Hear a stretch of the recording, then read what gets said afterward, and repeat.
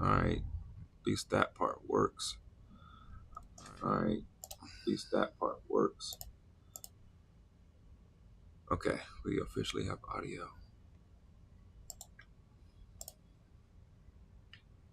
Ooh. Alright, so we are live across feeds. Everything is good. I'm gonna start building. Let's see. And then make sure my feed is good in Chatter.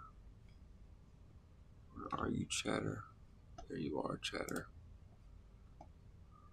How do you invite people?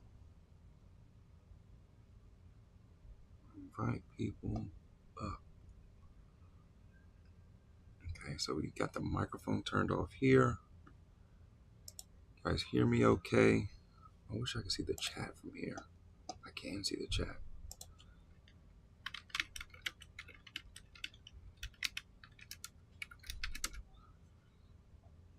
Testing. Too much. All right, so we turn that on. Testing. All right, so that should be working. There's no echo. Testing for echo. I can't believe I'm doing like testing live, but here we are.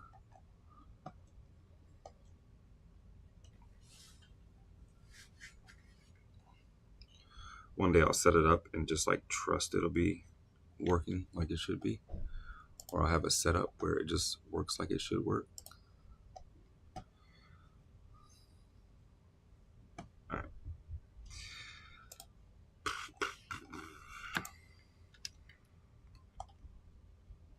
Let's do a fresh one.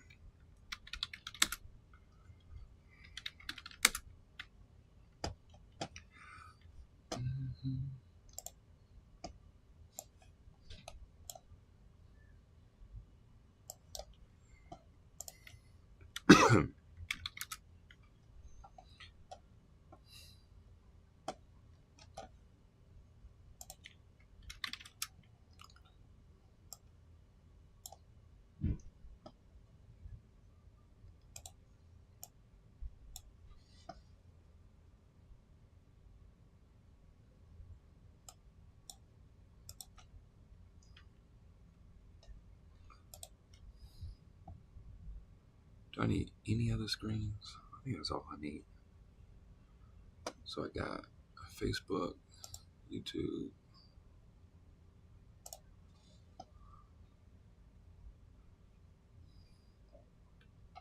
Oh, LinkedIn.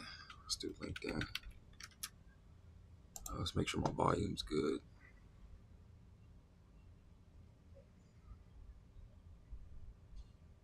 I'm gonna go and test this.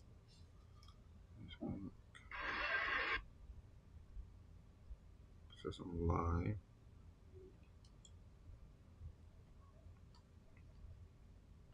Am I live?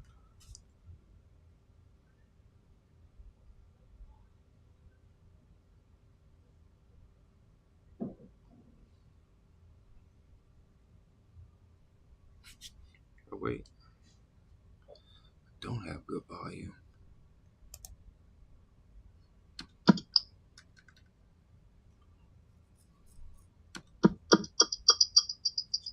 Oh wait.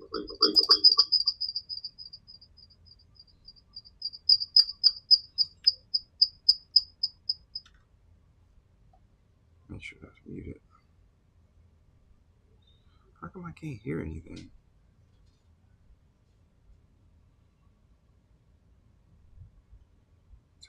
Let me see.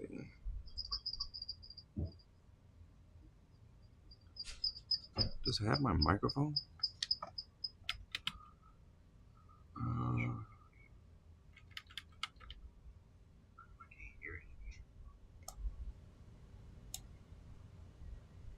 There we go.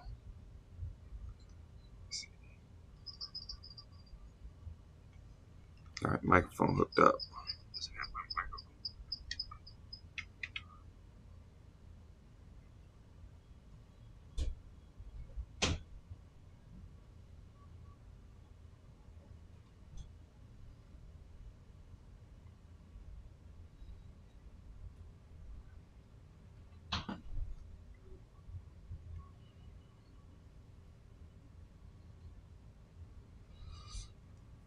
All right, bet. This is the only thing that's actually important right now.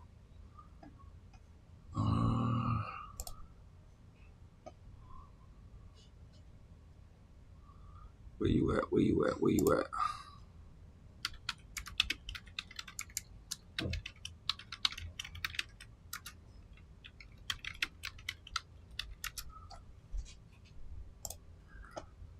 All right. Connected viewers. Make sure my LinkedIn's working. I need to check my LinkedIn. I'll get better about this, but it's something I can do. Spare the moment. There's no obligations. I ain't got to be perfect. I can just go. And here we are. I'm just going, man. There's no obligation to be perfect. Just do. So we here. Let me see. Does this work? Yeah. All right. So we're about to get started. Let's go ahead and do this. Vibe coding. We're gonna create an application. All right. So what's the application? So every once in a blue moon, I get asked to speak or preach, if you will. And that's what we're going to do. So I have prepared a bunch of, I see people in the room. I'm going to go ahead and invite you guys up as I'm getting things going. I don't even know if I got my volume working right. How do I even invite people? Invite. This is the first time I've ever invited anyone to the stage of one of my rooms. I'm also streaming on YouTube, Twitch, LinkedIn, and Facebook. So I'm streaming all over the place. And hopefully this is a, dope thing, dope event, whatever you will. But welcome everyone. Welcome. Welcome to come up. And we're going to get started in just a second. Now, for anyone who is not on the Chatter platform, you have no context of what is going on. But if you ever wanted to join the conversation, I am on Chatter. You can join in on the conversation on the Chatter platform. Super dope. Actually, what I'll have in the future is I'll have some graphics. But right now, it's just all right, I can get started at a whim and just go. I don't have to be prepared. I don't have to have notes. I don't have to have graphics and B-roll ready. I can just hit a button and I'm live sharing what I was going to do anyway. I was already going to be here. I was already going to do this. I just needed somewhere I can share this with other people, because what I'm told is other people find this interesting too. So why not create a place where other people can tune in? So again, if you are listening to this or you're listening to a replay, join me on Chatter Social, where you can interact with me and be part of the conversation as I'm building this.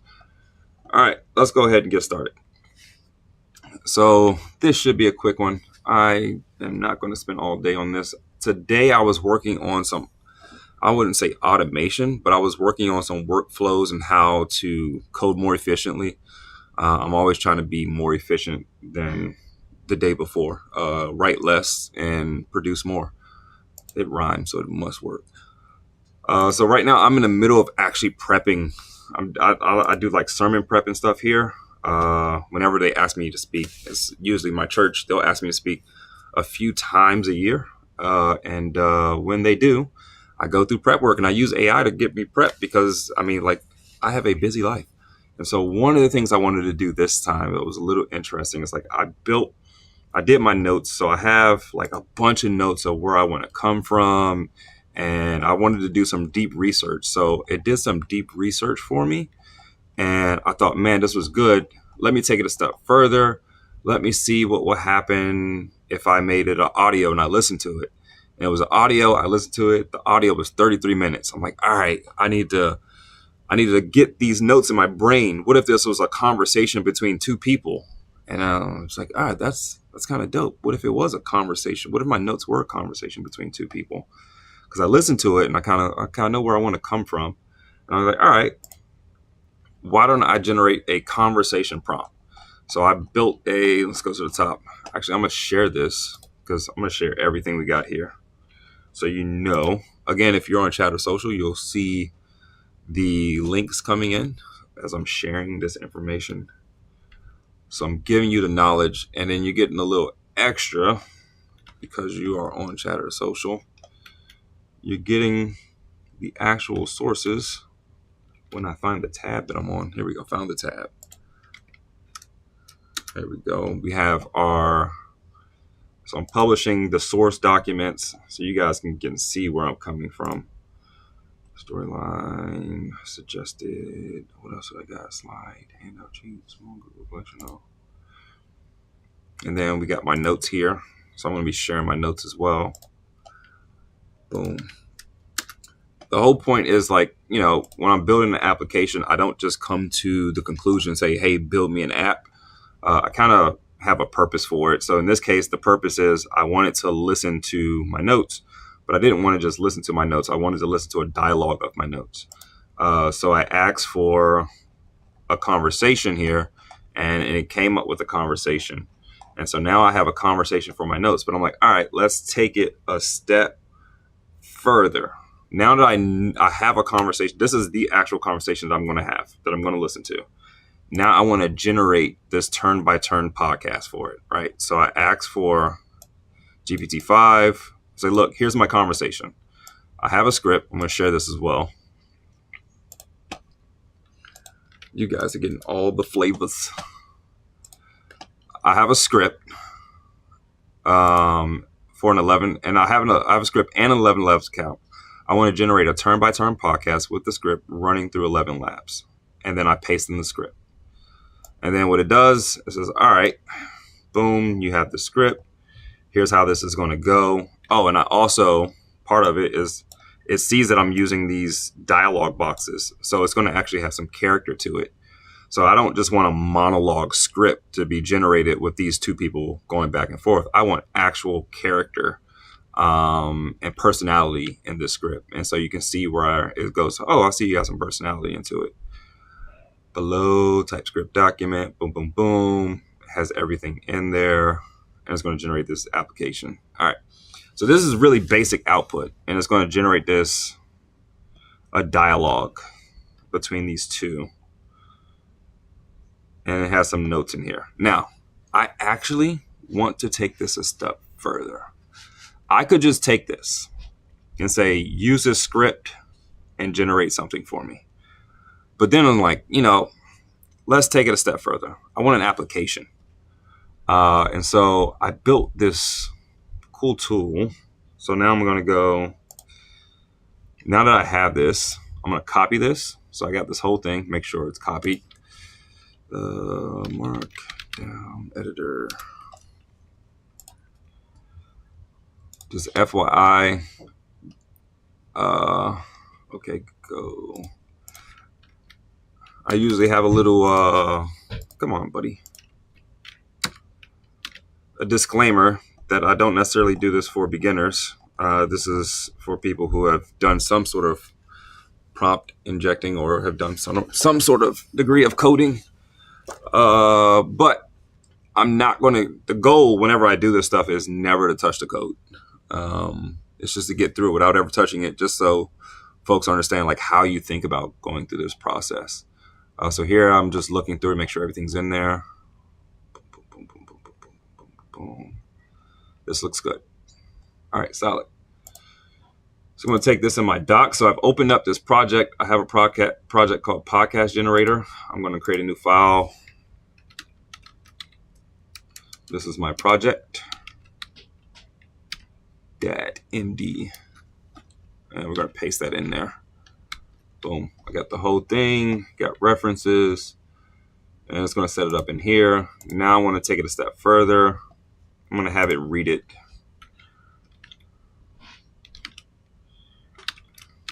So I'm running Claude Code, but I'm also running Klein as well. So we're running Claude Code and Klein. I'm going to show you how powerful those two things are running together. So we're just going to have Claude Code read my docs and write a markdown I kind of want this to be a Next.js application for a Next.js application from docs.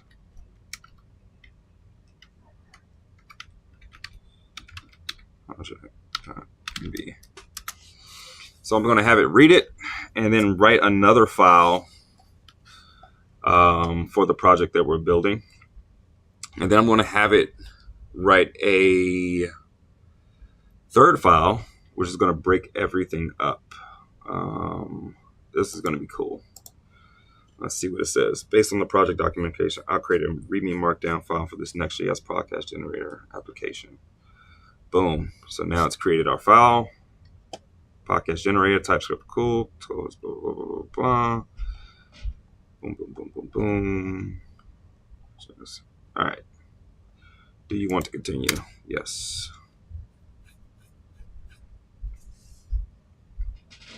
Okay, great. I got my README document. Next, I'm going to say,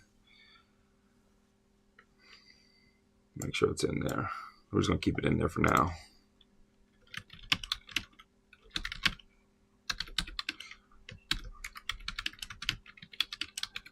Now I'm going to ask it to create the what's called the infrastructure. So it's going to create all the features. So it's like, now I want you to create all of the features for this.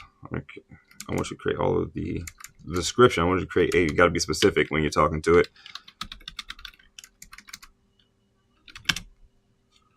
Of all of the features for this application. Divide it into, we're going to divide it into multiple files.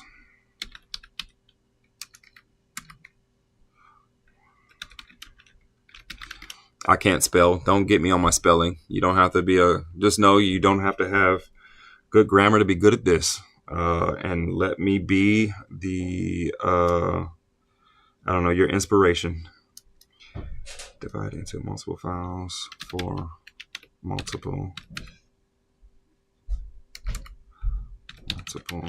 features. Starting. Now what I wanted to do, I wanted to capture everything, right? I wanted to capture infrastructure. I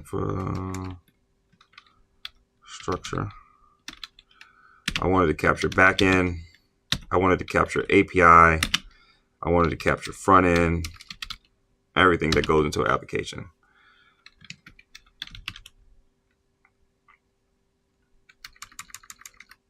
Then I wanted to divide it. So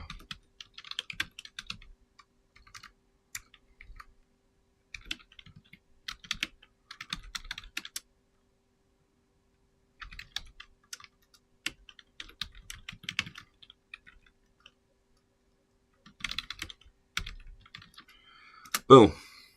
Now I'm going to have it run through and create these folders, make all this documentation. And again, we started with just the idea that I had the script, just to give you a starting point from where we were.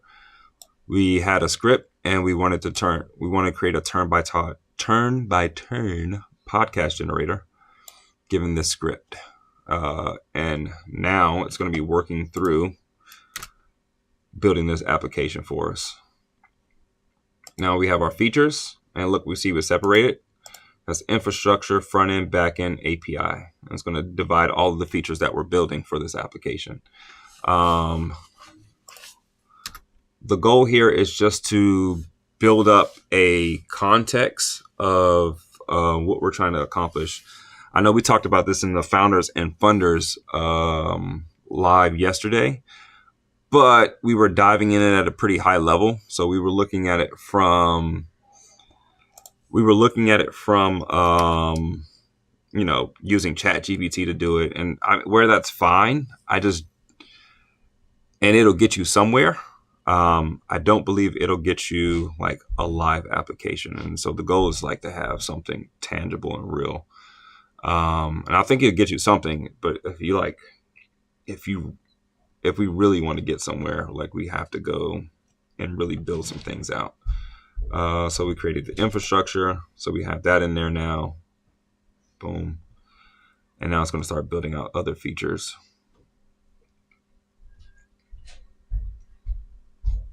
There's our back end. Let's see what's in our infrastructure. And what I'm going to do is I'm going to literally walk through it backwards. So we start infra, back end, API, front end.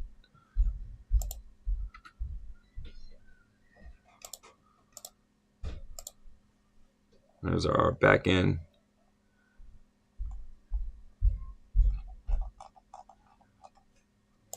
Well,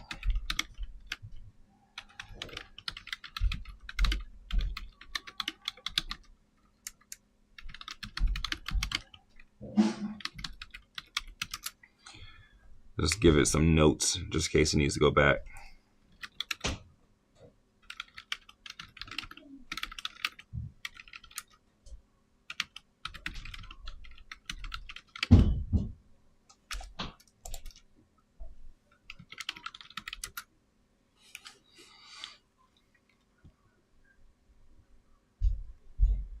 Where are we now? Let's see. We're on the API, and we should be getting on the front end soon. So we've addressed the back end, we've addressed the infrastructure, we've addressed the front end. Hopefully now. Yep.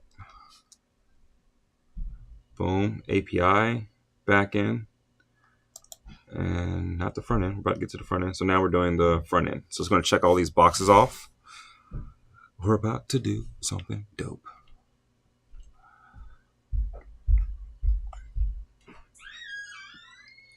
All right, so that should be solid. Let's see how that goes.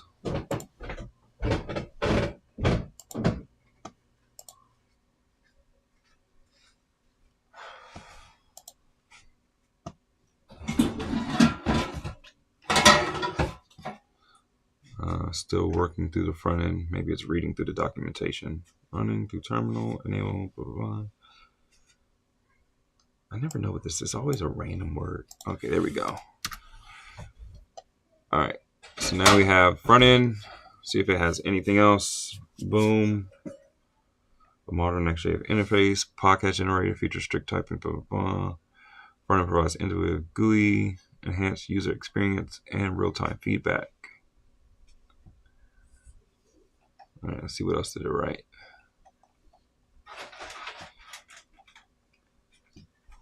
And then we get our environment file for our front end. Yes. All the things we have to track. So it's env.frontend. I'll make sure I don't put any of my important keys in here for anyone to take.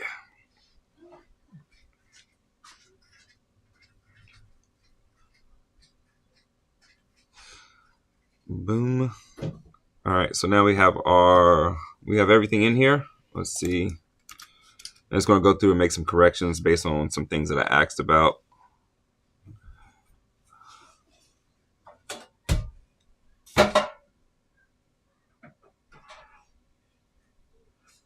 Boom.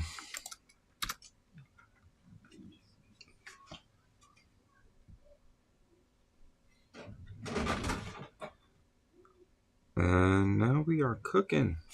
All right, let's see. Should be almost wrapped up with all of our features. So we have this feature list. It should be wrapped up pretty soon. And then we get to going on the powerful stuff. So you would think we would go straight into building, but no, we are still not going straight into building. This is really just structuring, setting up before we build, so that when we build, it's a one-time thing and it's going to run through hopefully everything, honestly. Try to be efficient as possible. Hello to my folks in chatter. Let's see what we got here. It's going to go through and make some corrections. Yep, I see you. I see you working. I see you working. Oh, I gotta say yes. My bad. Great. All right, so now it knows that's where I want my API.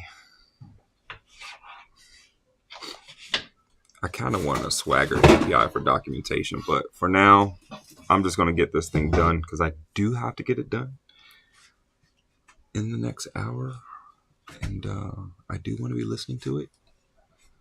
So my goal is not to waste any time. Just spend an hour on this, crank it out, and move on to the next thing. Again, I was going to do this anyway, but I was like, let's do this on live. If anything, it would probably be faster if I wasn't on live, because then I don't have to talk through it. I don't have to think about what I'm saying as I'm talking through it. I can just do it. All right, so it lets us know what it did. It created a comprehensive feature documentation structure for my Next.js application. Told me all the things it got. Got my core stack, my back end, my API, my front end. And we're going to literally build it in this order. All my environment templates and everything set up. My infrastructure, it knows what the infrastructure is. It has our back end, so our API, and our front end. Boom. Everything is documented. Now we are going to go through the process. You would think that would be it. It is not it. Now we're going to take this a step further. Here's where things get powerful, in my opinion. And before I do that, let me go back to the browser here. For anyone, a lot of the stuff I'm going to reference is going to be in this gist folder. I'm going to paste that in here as well. You won't see any of this stuff. All this stuff is included. So I'm using Klein. Inside of Klein, I have these rules and I have a workflow. I had a workflow. Geez. I'll call this new. Add this right now. New feature. And then let me go get my new feature workflow. I just created this today. For context, my day-to-day, I am a software developer in my day-to-day. I do work for other brands in my spare time. Right now, I'm in the middle of a project. I just wrapped up with Welch's Fruit Snacks. Last year, I did another big project with Snickers and Jose Mourinho. We did a video automation tool where we had about 16 million impressions and generated over 10,000 videos on the fly, and they were custom AI videos. And it was one of the first from a major brand that's like really leveraging AI and video. And then we had zero hacks. I built the system, the safety system that we end up using. So it was really dope, and had to get everybody coordinated, Facebook and all these other companies. And so this is what I do. And so sometimes I like to get into like these tools and look at their source code and see how they come to different things. And what I'm using here is Klein. Now, the cool part about Klein is that they're open source. Sorry, Klein, GitHub. Boom. Klein is open source. Oh, go ahead, author. I see you raising your hand, buddy. Hey, I'm trying to follow along. I don't have nearly the level of tech savviness that you do, but this is interesting to me just in terms of the process of how you're going step by step in developing this app. Yep. As you're doing this, and I appreciate you kind of narrating it, but kind of give us the big picture. Like, what is this overall task doing? What is it? What is the end product that you're trying to achieve?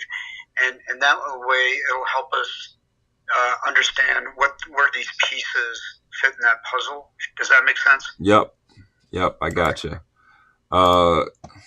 So what we're doing is, so I have from the very beginning, I had some notes that I'm working on for some sermon prep. So we're doing some sermon prep notes, and I generated a whole bunch of notes, and I wanted to listen to the notes, which I did. I went through 11 labs, and I was able to drop that into 11 labs, and I can listen to it. which was great. But then beyond just listening to like the raw notes, I also wanted to listen to a summary of the notes. Well, I can always jump in here and generate a summary, but then that's not really how I engage with content. And so I started thinking, how do we as humans engage with content? And right now, one of the more popular ways of engaging with content is a podcast. So I thought, this is cool. Why don't I take all of these notes that I have here? It's about 30 minutes worth of notes that were generated. Why don't I take these and then turn it into a podcast? So I started a new prompt to generate a podcast. And I wanted to generate it with personality. And I shared it in the chat. So the links are in the chat. So you can see where I came from, how I got here, kind of really explore that. And again, this will be saved. And so you can look at a replay of this entire thing. So you can take some time to digest the notes and what I shared in the links, and then digest what I said, and then pause and come back to it when you look at a replay. But all of the information is in there. And so I'm looking through this and I want to generate a podcast from my notes. And anytime I have notes, I want to generate a podcast for it. So here I am figuring out how to generate a podcast. I want the guys, and I don't just want any podcast. I want them to have personality, because I want to be something I can engage with. And again, how I digest content, how I learn from content. This is going to be something that's going to be effective for me. So I want it to be engaging. And so I'm asking for a prompt that makes it really engaging, a really engaging podcast. And ultimately, in the end, I get this, what's about a 30-minute podcast, because I asked for about 4,500 words. And I did a calculator that said, average words per minute is about 150. And I did the math, and we landed on about 4,500 words. So I got about a 30-minute podcast here. Then I said, okay, I got the text for the podcast. Now what I need is a way to generate audio. I want to host and I want to co-host, and I want to generate a podcast from it. So I had another prompt, turn podcast. I had another prompt, which I also shared in the chat. I said, look, I have a podcast, turn by turn. I already have it, and I have an 11 Labs account. Here's my turn by turn podcast. Generate a podcast, generate a script that will generate an MP3 for me. Ultimately, that's what I want. I want to listen to it. So give me an MP3 out of all of this. And then it gave me some instructions. We then took those instructions.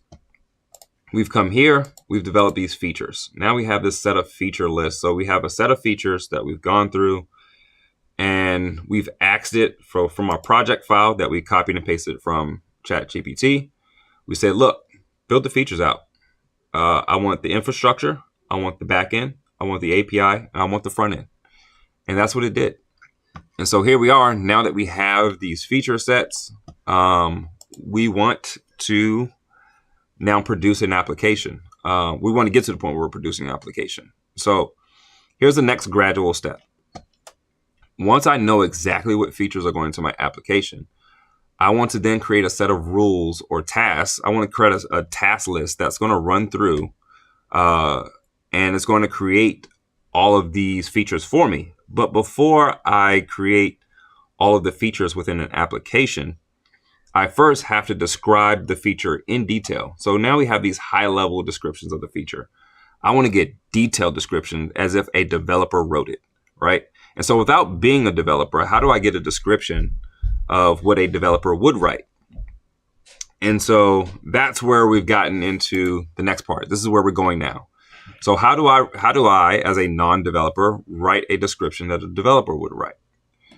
And here is where I pasted, again, for anyone who's watching a replay, I pasted these rules. We're using a tool called VS Code. And there's this section called workflows where I just pasted in this bit of README file right here. I pasted in this README file.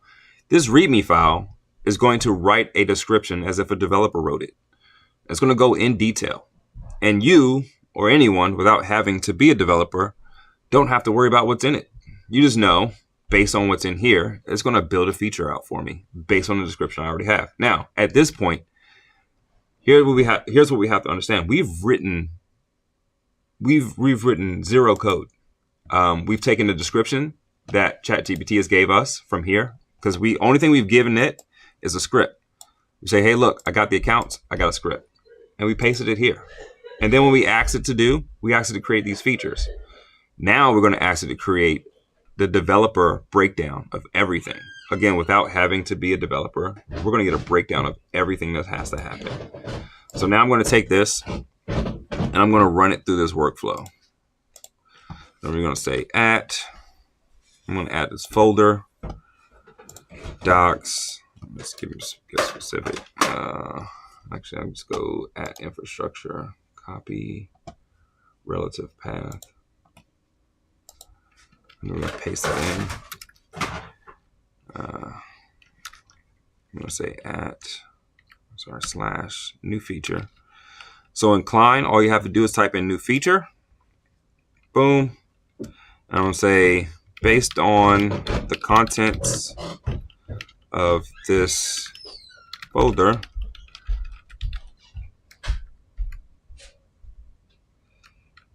develop the feature. And then I'm going to say this a full application.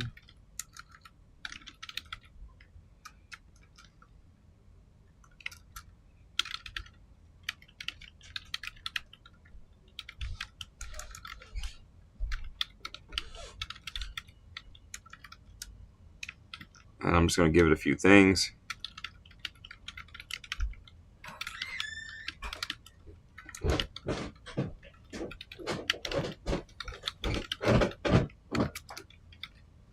Boom.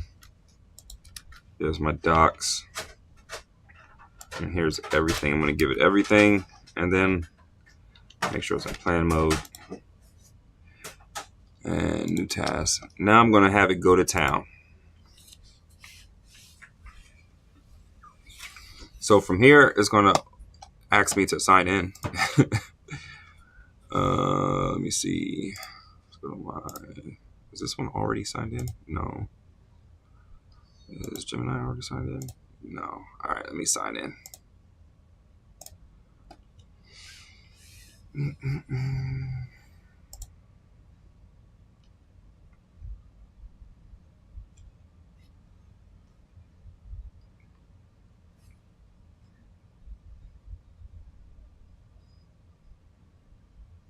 Okay.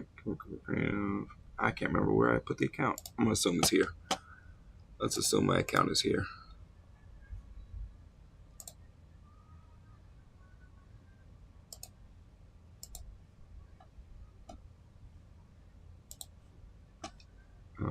Deny, accept, authorize. Huh? Does it not work? Maybe that wasn't the right account. Let's try the other one. I thought that was the right account.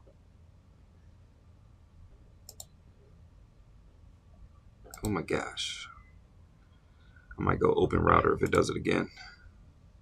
This is what happens when you have a lot of different usernames and passwords.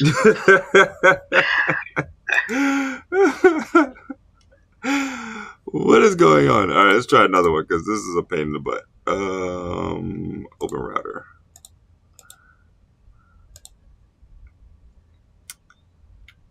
Okay, open router API key. Let's log into my open router.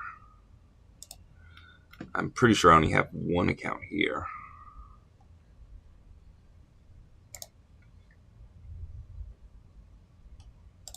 I think this is it.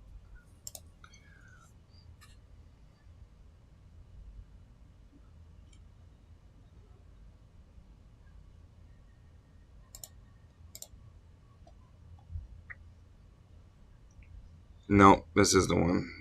Come on, let's try the other one.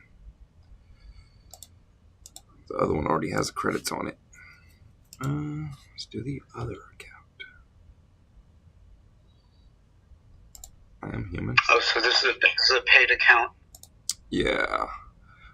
So usually I have ones with credits on it. You can always go to credit limit, authorized client request account. Yes. You can always go to you can always use free ones. So I think they might have free ones. Fail to log in with client. Oh, you are so perfect for me. Let me see credits. Yes. So I'm at credits. I'm using different models, so I have a tendency to just add credits if I use a paid model. You can use free models. Open blah, blah, blah, blah. Process. Thank you. Come again. All right, let's go. Can I copy the API key? Oh my gosh.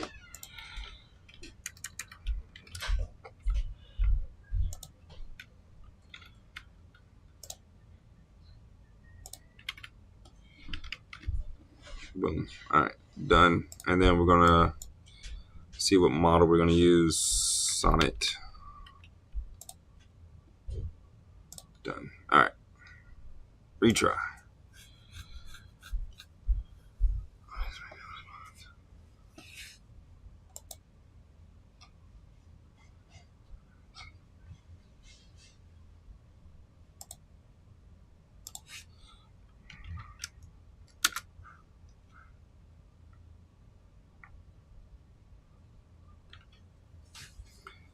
Have it work through it.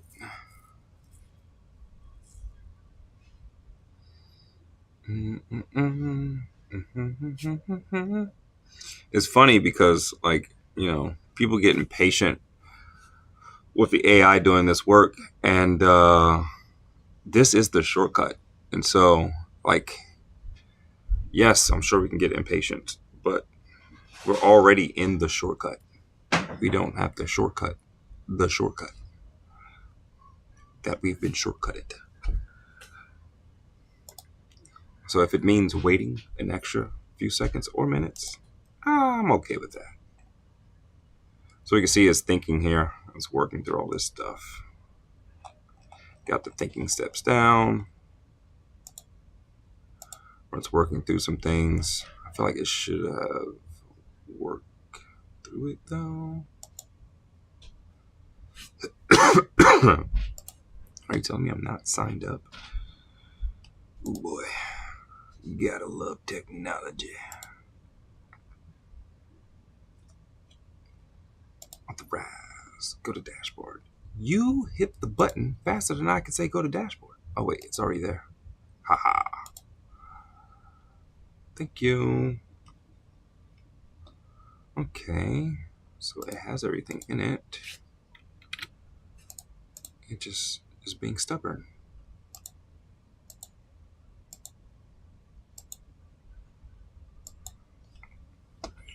Failed to log in. Yes, I know you failed. If it does not want to work, I will switch to my local.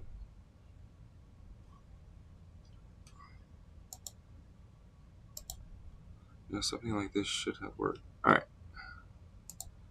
This is being stubborn. We're going to open up a new window and drop everything in there. New folder.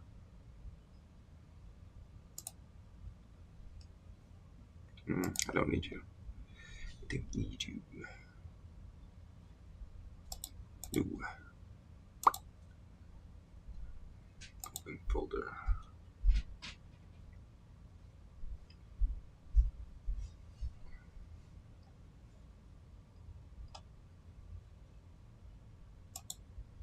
Ooh. What I think is happening, I think it's just my my WSL, which is my like remote machine, is having a hard time connecting to external internet. Podcast generator. So this is just on my Windows machine. And we have everything in here.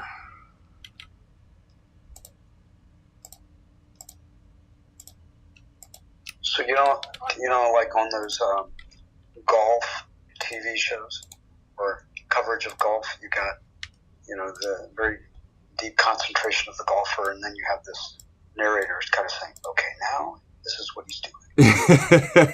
So I feel like I need to just say, okay, just so you know, Mark right now is trying to figure out what he needs to do to make sure you can access his account. But the big picture is this. He's got a set of notes, and what he's trying to do is develop these notes into the form of an interactive podcast that you can actually hear with voices, with personality, and that's what we're doing here. Now, right now, he has gone through a bunch of different steps, and it's been pretty interesting to watch because I have no idea how to do any of this stuff, but he seems to know what he's doing.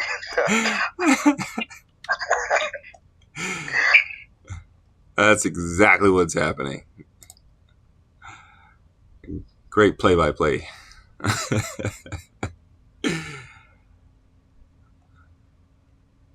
Let's see, we are in podcast generator. Here we go. And we got our files in here. All right. This guy is giving me a hard time. Usually I don't fight it. Somebody gives me a hard time. It's like, all right, let's move on to the next thing then, because you won't give me a hard time anymore. We're going to move on to doing it here. So same thing. We're just going to rock it out right here. Make sure I got my workflow. Boom. Now it's rocking. It's going to do the job. Check everything. It knows where we need to be. And it's going to generate a feature for us.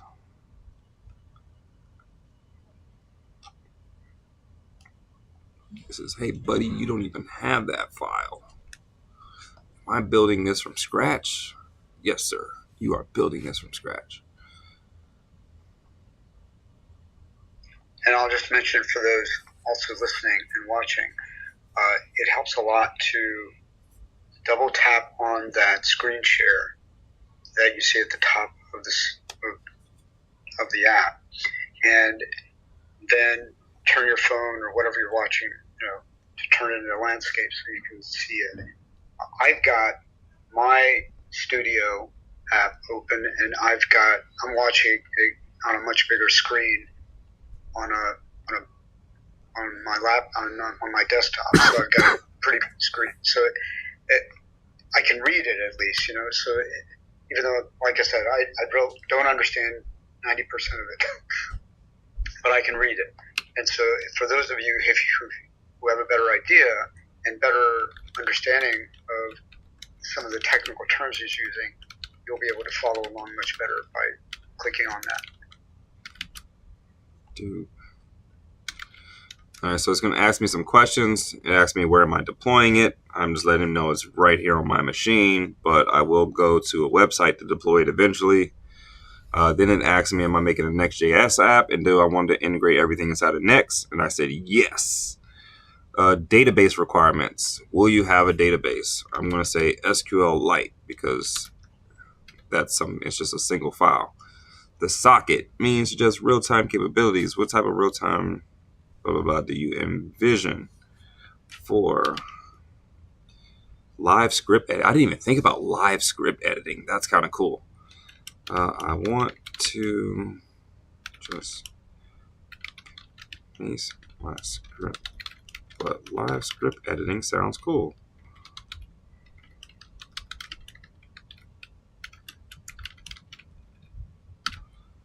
The infrastructure will feature provide a common foundation, boom, boom, boom. And we're just going to say, yes, do it. So it asked me 4 questions. I've answered these 4 questions. And what we should get, now that we've had these 4 questions, we should get a fully fleshed out. There we go.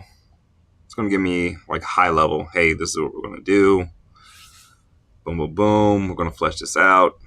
Oh, here's your database. You're probably going to need this bad boy. Here's the file structure. Here's how everything going to look inside of this folder for your application. All this looks fantastic. This is my infrastructure. Thank you. And now I'm going to have it. Now, will it build it? No. What it's going to do it's going to describe what it's building. So now I'm going to have a description of everything that we've asked it to build. So again, we're building this application for this podcast, and then we have all these features, and I want to describe it as if a developer was describing it. And so what this is going to do is going to create a folder to describe this thing as if a developer was describing it. At least I hope it does. So so it's going to do some stuff now, create a package.json with all dependencies specific to the documentation. So we talked about a lot of things that we wanted it to do, and it's going to kind of get us started on where we want it to go.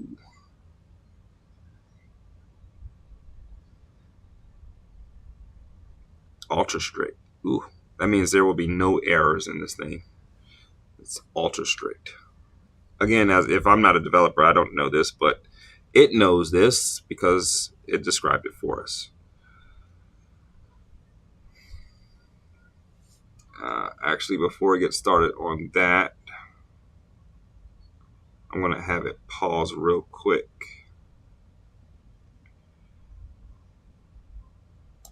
Because I think it might be getting too far down the rabbit hole.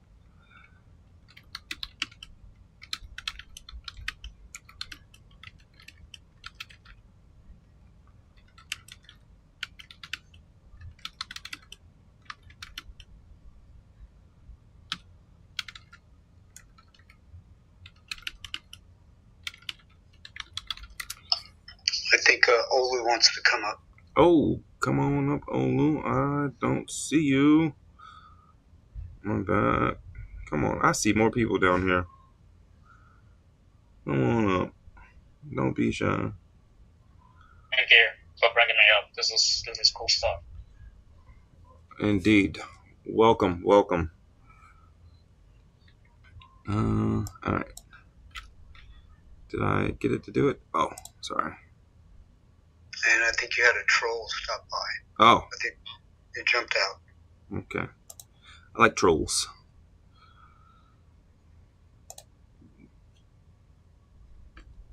Or maybe it's not a troll. We'll see.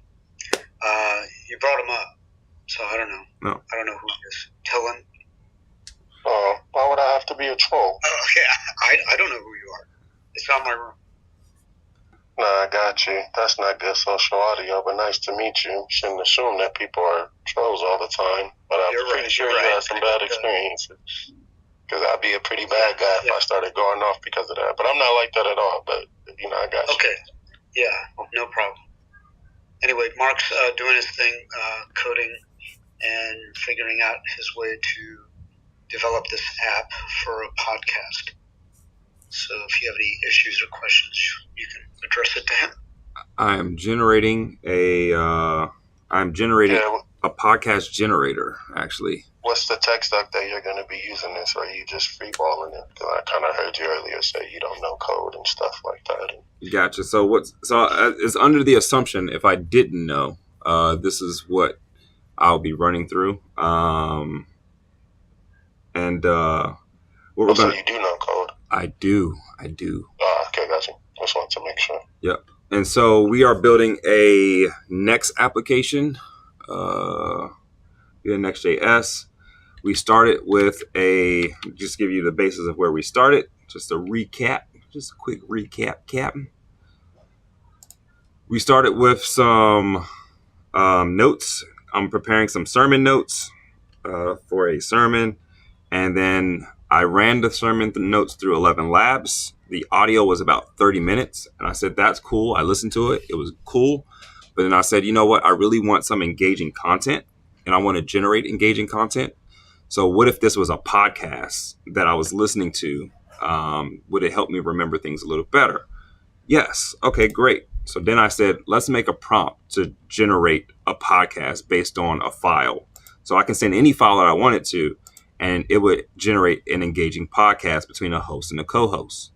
And I said, okay, that's kind of dope. But then I want to actually listen to this podcast. Where do I go from here?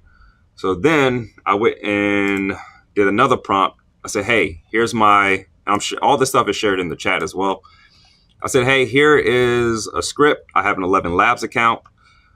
I want to generate a turn-by-turn podcast, and I want it to be personable. Like, I want it to be good. So I pasted it in here. It gave me all the elements. And then from there, we opened up this code box and we opened up Claude Code initially. And then we asked it for features. We said, Claude Code, here's the project file, which is the prompt that we got from ChatGPT. I said, generator features. I want it split up into an API, backend, front-end infrastructure based on our project file. And it generated all the stuff based on those things. Then I said, you know what? That's not enough. So in order for us to actually build an application, we need to have something that a developer would understand, which is probably where you've probably heard me say something about developer and not being a developer. So if I wasn't a developer and I needed to generate documentation that the developer would understand, what would I do? I developed this piece of these features for Klein. So I'm using Klein. I developed these features for Klein, a few of them actually. So I have some custom rules for Klein that I've created. So you integrating with the Klein memory bank. I created a documentation hub, which will write all the documentation for your code. I created engineering rules so it understands how an engineer will write good code. And then I created the workflow. This workflow will write, without you having to know anything, will write documentation for you as if a developer was writing it. And so only thing I have to do is prompt it to say /forward new feature.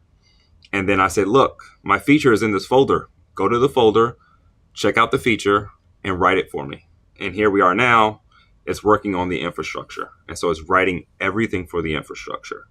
And this is where we are now. And it's going to do the same thing for the back end. It's going to do the same thing for the front end. And by the time this is done, I'm going to hit the button to start all three of them. And in the end, we will have a working application.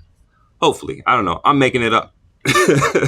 That's why I was kind of asking, especially when you say, like, you know, I'll consider you a programmer. So you would use something like Fast API to automatically generate the documentation and stuff like that, if that makes sense. Just curious. Yeah. So if I was, I would probably, if I was on like the Python side, I would say, hey, look, go through Fast API, generate me the Fast API stuff. But for me, I ask it to use because I know Express. I say, hey, look, use Express because that's what I know. So go ahead and use Express to generate the API. Gotcha. Yeah. So again, and I don't know, this is a random question. Does Express or Next.js not have a version that's similar to Fast API when it's generated with the yes API routes? They don't. They do. And so if I wanted to use, say, for example, Next.js. Now, someone who is not a developer would not know this, but yeah, I use Next.js a lot, but I'm not gonna lie, I've been pretty random lazy about doing that specific thing. But that's because my code base already has that, though, if that makes sense. Right. So I don't need to install it all the time. But whenever I work on small projects like this, when I'm teaching, good to know for people. Yeah, you can find it here. It's called, the library is called, this is in Next. It's called Next Swagger Doc. It integrates with. Yeah. Then I seen that one. I think. Okay, thank you. Yep. And this is basically the same thing as Fast API. All right. It looks like it's done. So I'm just going to do high level just because, again, if you're not a developer, then this would be gibberish. I mean, a lot of what I've said so far has been gibberish if you don't know, but it's good to know. All right. So I'm going to open this file, open with preview. The first thing it's going to create is a feature requirement doc.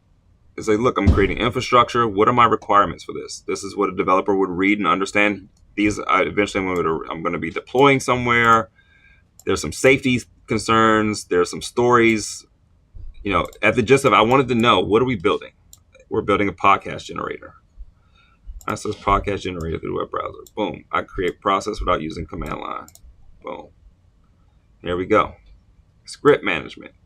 So mind you, again, let's consider what we gave it, right? Consider what we gave it. We gave it a script and this thing to begin with. And here we are in a functional requirement document that we generated through the client and this workflow feature. Again, I pasted that in the chat. So if you ever are wanting to use it and use Klein, I pasted this feature in the chat under my Gist account. This is my Gist account. You can find some more about me and my profile, the things I built, all the stuff that I keep public.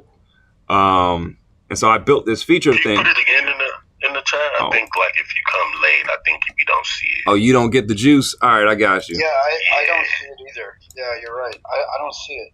All right, so let me paste all these links back in here. Let me know if you see them coming in, because I'm using Chatter. Are you pasting that in the Chatter Studio? I am pasting in Chatter Studio. No, that is not connected to the room right now. You gotta do it on the phone. Oh man, Nazil. This is a preview, man. It's the middle of the feature. What is happening? All right. You know what? I was looking at it in Studio, and I see the links in Studio. So if you're on Studio, you see it in Studio. But if you're not on Studio, yeah. All right. Let me paste the links here. So let me switch it over. I'm gonna paste the Studio for the pro, like people who pay.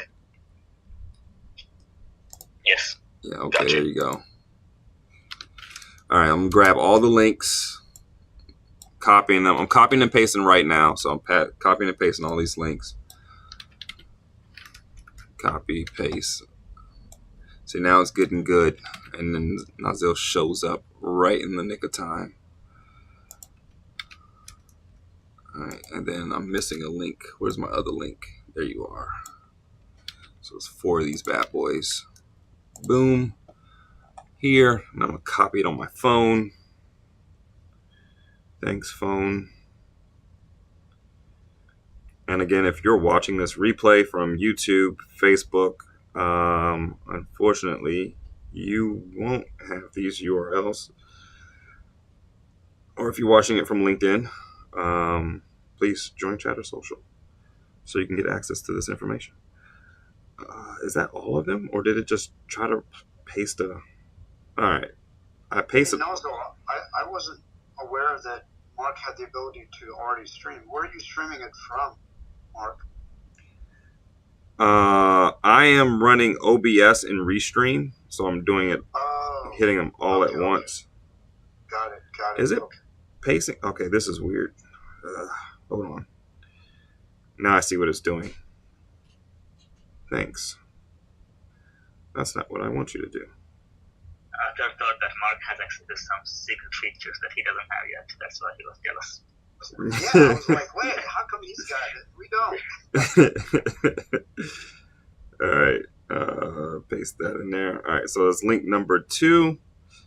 And then where we got here. And then lastly, did I get that right? Boom. All right, and then lastly is my Gist account. Boom. Now, all the links are in there. How we got here, where we going. All right. So we can see once I've pasted it into, we have our developer documentation. And again, considering where we started from, that is really good. Then we have our, let's look at the other document it created. It also created a functional requirement specification. So now we see the functional requirements. Boom, everything's in here. Database, data layer, Express, REST endpoints. All that stuff is in here. And then let's go to probably one of my favorites. So I was in a meeting today, and one of the junior developers had brought this up. And I said, yo, that is a dope idea. He brought Gherkin specification for writing unit tests. We were doing, one of my developers were doing playwright tests, and we were reviewing the script. And they wrote the code for the script. And he was like, if you use Cucumber, which is a library, you can just write the Gherkin test. And I was like, yo, we're doing that. And so here's like a test of all the things that have to happen. So it gives you a scenario, and here's all the things that have to happen in the application. Now, for application reading this, the AI reading this, like, okay, this is English, plain English of how I write things. But at the same time, if I want to come back and generate all my tests for this, I already have the specification to generate my unit tests. So that's another thing for a developer. Again, if you weren't a developer, that is super cool. Technical requirements. Now we see how everything's structured. We have our technical requirements. We know how all this thing, it knows how it works. It does the schema definitions, everything. Mind you, I wrote nothing. I wrote none of this.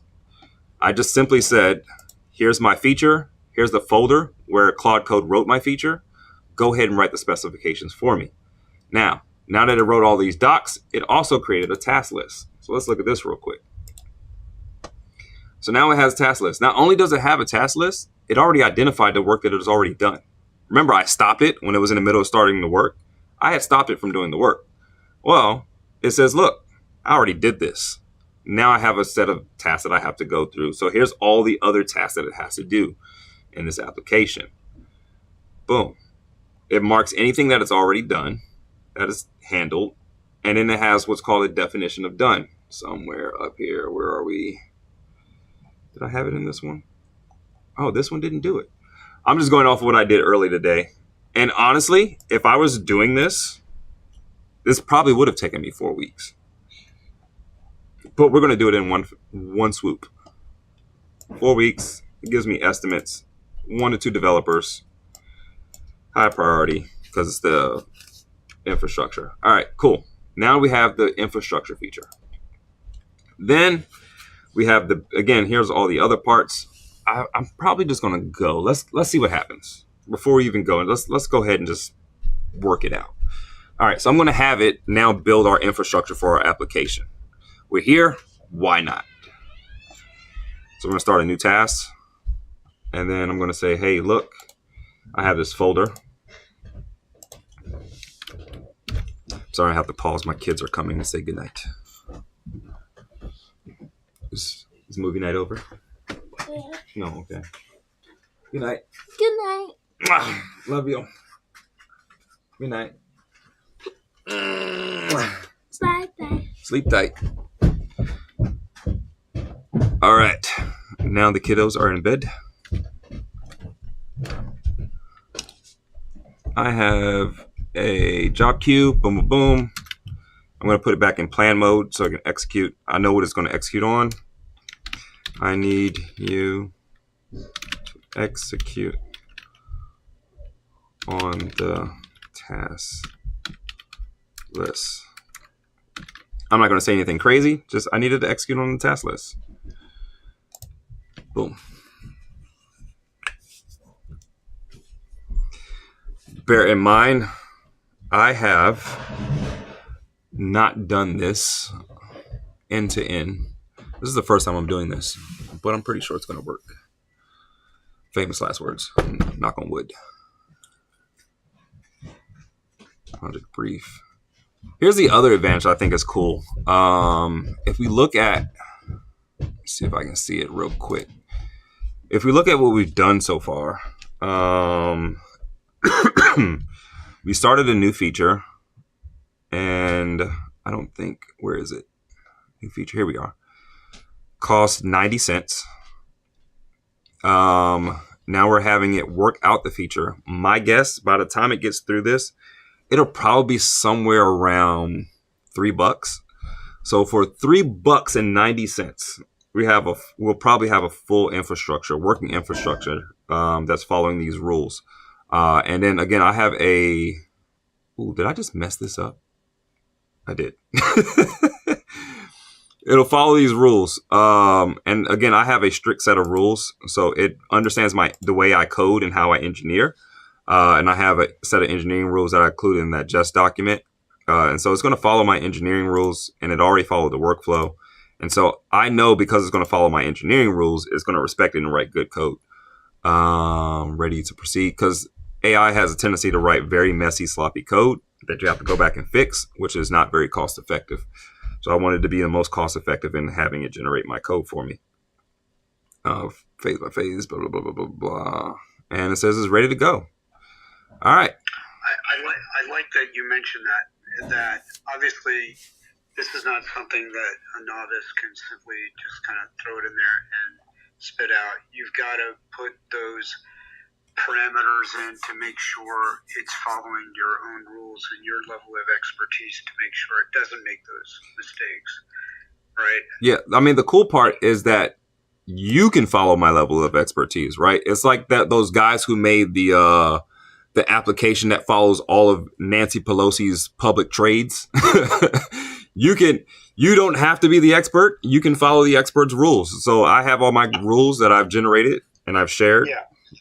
And you can simply just follow them. It would be like, I want to know what Warren Buffett does give me his kind of the rules of investing, and now lay out a plan for me that follows his rules and give me recommendations on how, like that kind of thing, right? Yep. And then you get the overall outcome, but you're following somebody else's rules. Yep. Yeah. See, so I have this file called engineering rules, and I simply copy this and paste it in here in my rule document.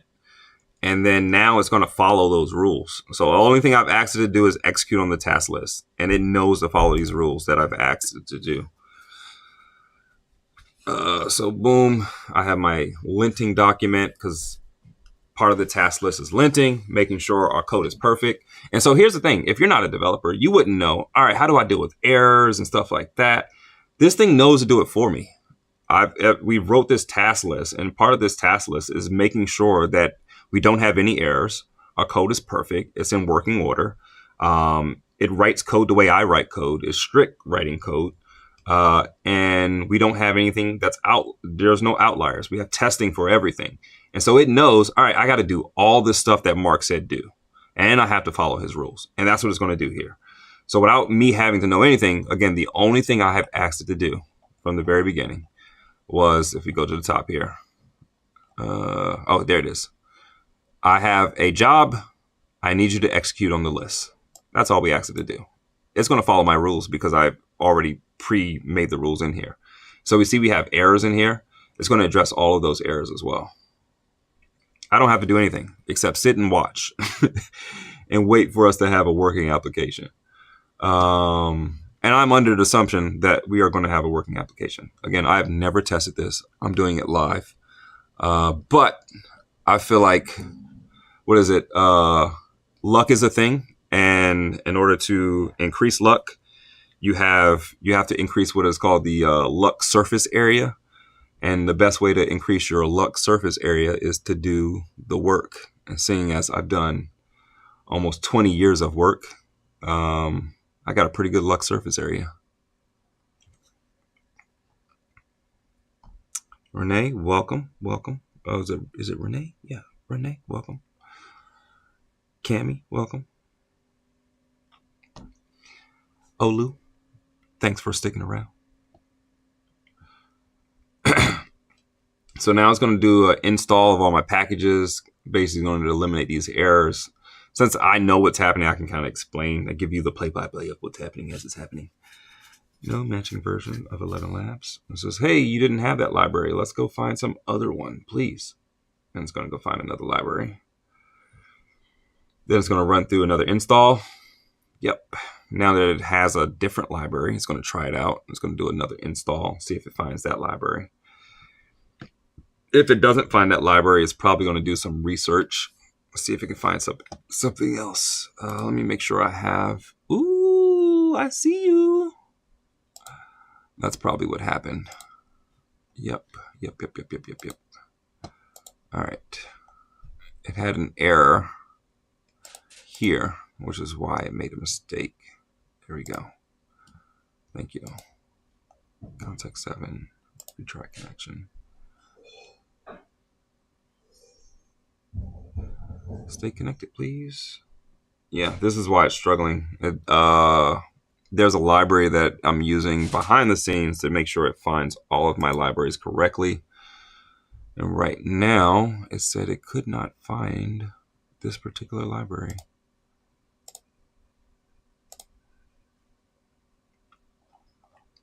Come on. If it doesn't find it, I'm going to go ahead and just provide it. Labs, Git, TypeScript, GitHub.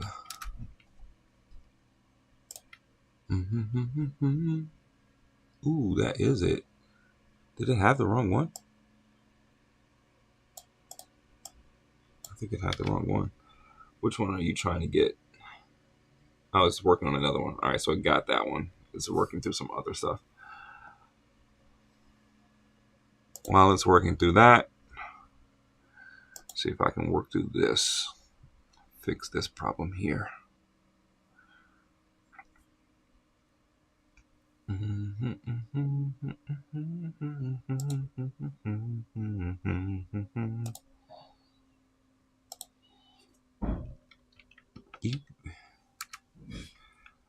is in install.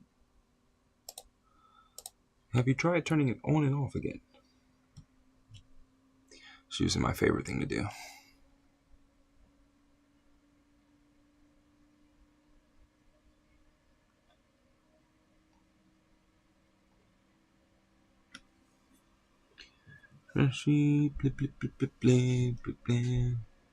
Is it still working?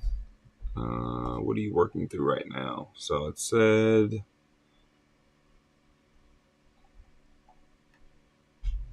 see what it was struggling with. Oh, geez. What did you struggle with, sir? Or ma'am? I don't know. Glob. In flight. Blah, blah, blah. Failed to remove directories. Ah, you're trying to remove something. Okay. Let's go back to the task. Done. npm install. I gotta let it know it didn't do it. So Klein sometimes doesn't know what happens. Just gotta let it know, hey, nothing happened here, buddy. What do you want to do?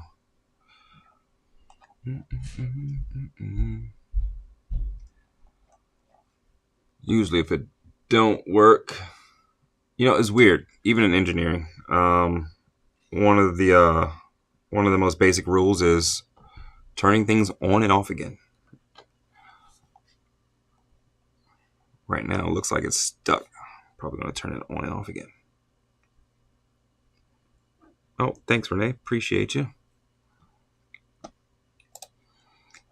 All right. So it did not do anything. Looks like it got stuck. Sometimes Klein gets stuck in the thought. Again, we're only at 50 cents. I'm pretty sure we'll land somewhere around $3 to build out the entire infrastructure. And you can't even go to Fiverr and get this for $3. Boom. But this is the advantage we have here today. I got a guy that I'm working with. He's a founder of a diffuser company, and he's working on integrating his diffuser with a application. So he wants a native application to go with his diffuser. And oh, thank you.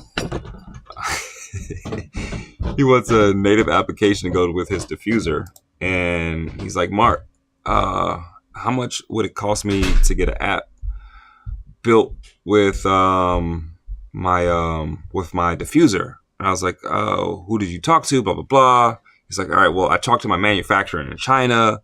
They're telling me $20,000. And then he's like, I talked to a company in America. They're telling me $150,000. I was like, honestly, if you went through stuff like this, which is what I'm doing here today, I said, if you went through stuff, yeah, for somewhere in the neighborhood of about a couple $100, you'll have the whole thing done. And honestly, I was like, you could get this whole task list gone through, and then you just pay somebody to watch it. He's like, oh man, that's pretty cool. Can you do it? I'm like, no. It's going to cost you that $20,000. And then he's like, you're just going to do the same thing. I said, I sure will. But that's the thing, and not to belabor this point or to kind of drum this in, there's a story about this ship, and the ship does not work. Do you know about this story? The ship doesn't work. There's a propeller. It's a massive ship. And they hired this guy to fix it, right? So he goes up and he looks at the ship. It's out of the dry dock. It's standing out, outside the port. It's, so you can see the propeller. And he looks at it and he takes out a hammer and he just bangs it in one spot. And then it starts moving. It's functional. And they go, how much is that? He said, that's $10,000. What? He said, wait a minute, all you did was hit it with a hammer. You're going to charge me $10,000 for that? No. The hammer is $1. My experience is $9,000 to know exactly where to hit it. Yep. So that's the thing. I mean, I think if someone were to hire you, they're paying not just for the tool, they're paying for your knowledge, your experience, and your understanding of the process, right? Because if you don't have that big picture overview of the process, you wouldn't be able to track everything the AI is doing intelligently anyway. And so, yeah, I mean, it kind of makes sense from an economic standpoint. Yeah, you want to hire me? It's going to be $20,000 bucks. But yeah, the tools I use, if I were to put it into place myself, I know it's going to cost me a lot less because I know exactly what to do. Exactly. All right, looks like I have everything running here. There we go. Now it's back in order. Sometimes you just got to turn it on and off again, and then it gets everything in working order. Boom. So what happened before is that it couldn't find the libraries in order to install the correct library, but it couldn't find the library because I have this server running in the background. That's its whole job, is to find the right library and the correct documentation. The server wasn't running. And so what's funny is that usually this documentation that gets generated, it'll go out on the internet and find the latest and greatest of the tech and the documentation for it and include that in the specifications. And so it literally built that whole thing out without the specifications. So hopefully it doesn't cause too much of an issue. I doubt it will, but I have been wrong before. I'm going to just have it do it real quick.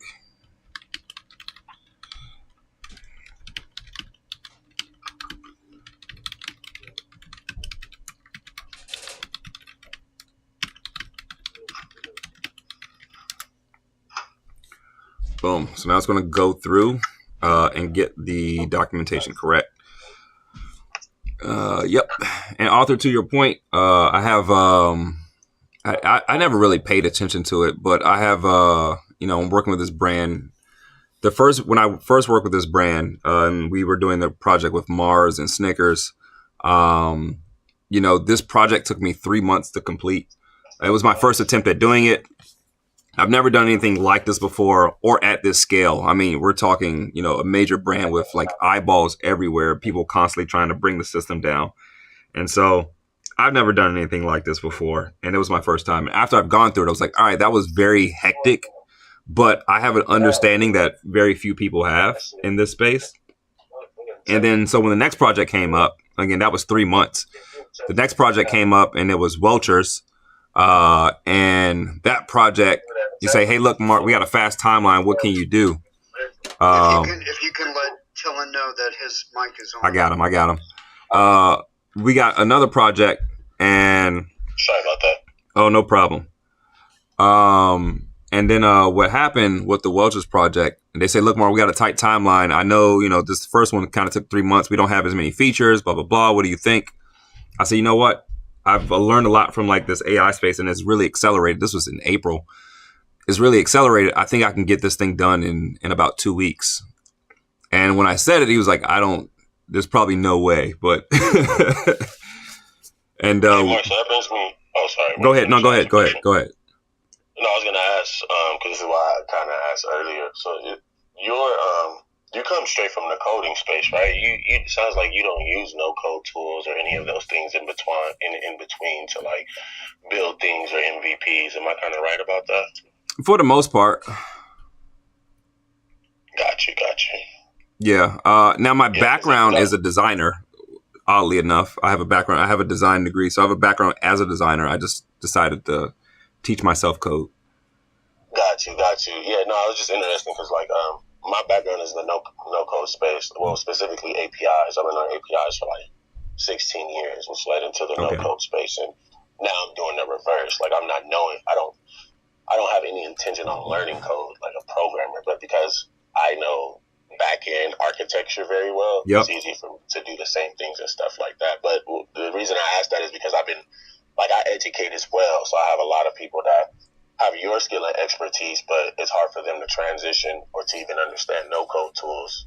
To your point of like why something would take a long time to get developed. Because I was gonna say, I was like, man, I would not that you never do that, but usually I try to, and it's also personal, right? Like trying to rush projects, right? Like usually that is like a trying to be on a time frame, especially when you know something is not even complex, just in general, right? Trying to do something in 2 weeks and you have your normal testing and stuff like that. It's just always interesting to hear like a logic around that and why you would do it. But to the other point of like having these AI tools where you could even have MCPs from products like Century that will do the testing for you, the playwright testing and all those things, which will significantly increase that. Because I build very fast as well too, but that's because I've always thought about architecture, templates.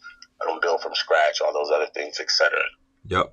And you're in a great space right now, especially coming from like understanding the API, the infrastructure, because I mean, if you understand, and I've told like project managers this, like if you're like a scrum master and you understand how to bring the developers together and what they need to do to implement features, then you're talking the language that you can describe to an agent or an AI. You can describe these things to an AI and you can have it build it for you because you know how to describe it and you know what the back end looks like. And so that's where kind of the no code tools have, succeeded on the front end because, all right, if I know the API, I know how to connect it, then I really just need those drag and drop tools and just something that I can just integrate really fast. And so that was your accelerator.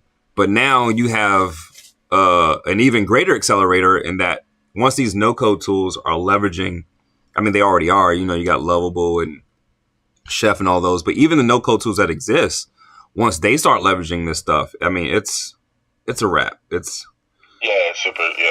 So like I say, it's always interesting because like I feel like I'm not that it's a bad thing, but I feel like I do the reverse now. Like for a small example, I teach using platforms like Make and N8N and stuff like that, but now the projects that I'm building, I'm just completely turning those into edge functions in Supabase and, having it do the same thing and stuff. And it's just interesting. And it's cheaper. Yeah, well, N8N self-host is free, so I don't really pay for all the, Yeah, advantage that too. I'm way past this. Like, I've started literally at the birth of no-code. So, like, I've been through the Zapier. I used to have an enterprise plan at Meg, partnered with them, N8N. Like, I'm very, very, very deep in that space. Gotcha. I went right around when Make started. I started doing some stuff with them, and they were pretty interesting. Yeah. I don't have anything against them. I think they do a great job. It's when you know how to do things differently, you just migrate away from platforms or different use cases, and that's really all it is. Make right now is because of the people catching on to agents and N8N really late. Like I've been using N8N for like 6 years, but in the last like year, they've grown from like 30,000 GitHub stars to 130,000 in the cloud version.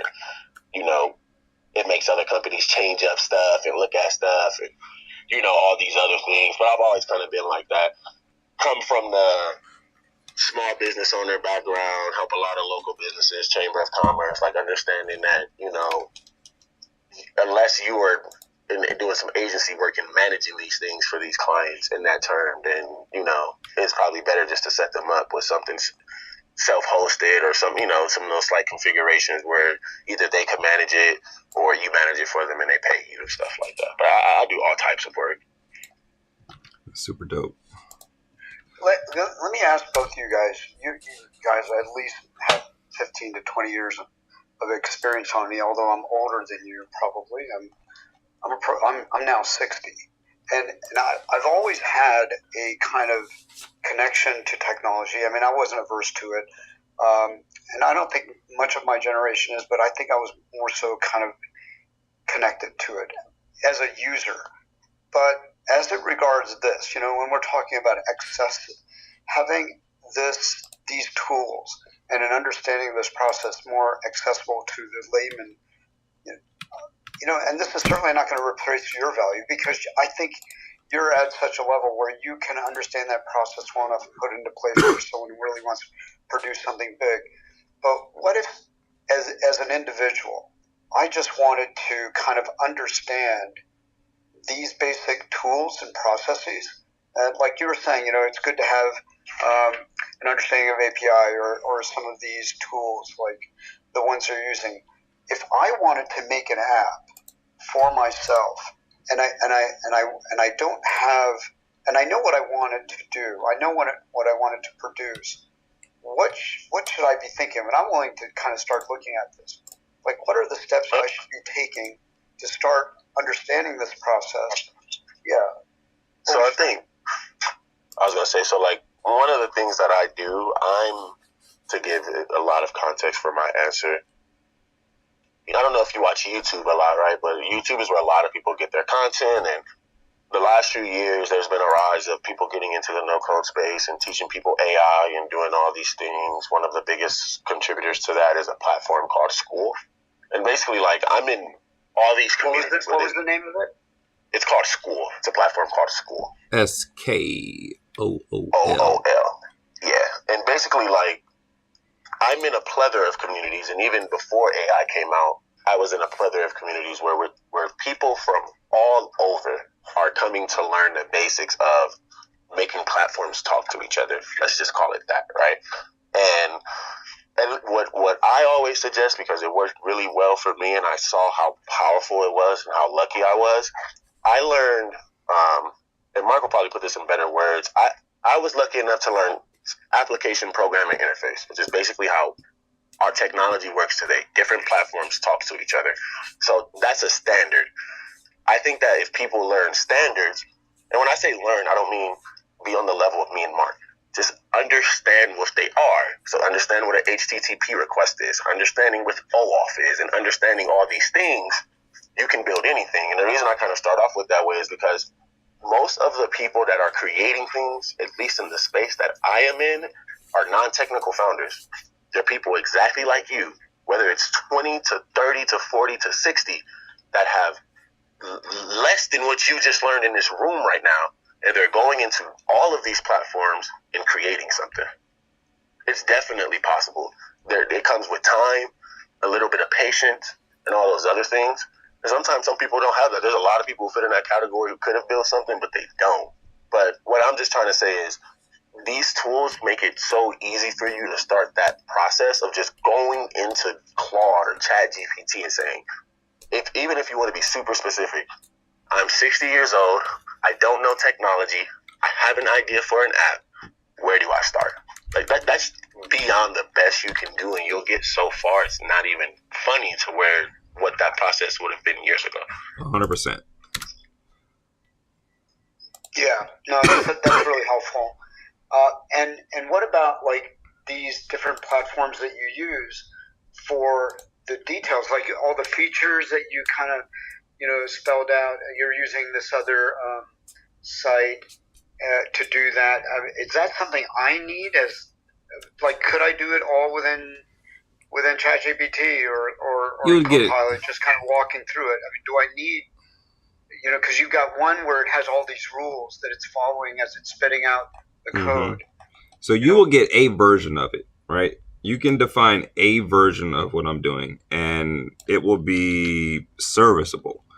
But I guess what I'm doing is to the degree of, if I ever wanted to turn this into something that I could sell, that's where this differs, right? This becomes a scalable platform that I could sell to someone or raise capital around. And that's where it would differ. So you go from just, all right, I got this tool that I can play around with and it's kind of cool. I'm just playing around with something and it does what I needed to do. Basically what they call, dog fooding. And it does what I want. And it's something that I need personally, and it does what I want. Where I was initially going with this, like if I literally wanted to do this in 30 minutes and not build an app, this would literally be a something I do in the command line, which is what you see down here in the command line.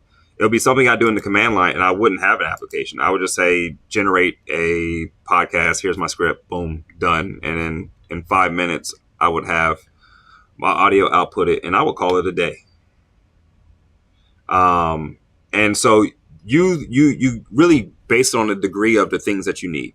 And so for you, you go to ChatGPT, you say, look, this is what I know. Here's where I am. This is what I need, and have it output the thing for you. You can go to Bolt, you can go to ChatGPT, you can go to Claude, you can go to Lovable. Windsurf. Yeah, there's so many things out there now, and they're just adding more every single week. And the one that you have here, where you bought up the credits and you had like whatever, less than $3 of work time, and you have certain rules. Are your rules shareable so that I can use your same rules? They sure are. Say, I wanted to. Yeah. I give all this away for free. Okay. This is all public information. I keep this all in my public. So this is my public folder. So if you go to the website in there and you go to my name, you see my picture, everything on the right side is all the stuff that I share in public. Just on these. So these are just one file shareable things. I also have my repos in GitHub and the links to my GitHub account where I have all types of other things that I share. And then I also contribute to different open source projects as well. Okay. And this is something that anyone like me, I can just get my own account for this and then put up whatever resources I wanted to it, $5, $10 or whatever, $50 if I wanted. And just so you have some kind of context. So I one of the things I do in Chatter, and I've been doing for years in there, is to teach people English, to help them with various language skills, communication skills, building up their ability to have better grammar, have better conversations, and to build up what we would generally term as fluency. And it's more than just like those individual things.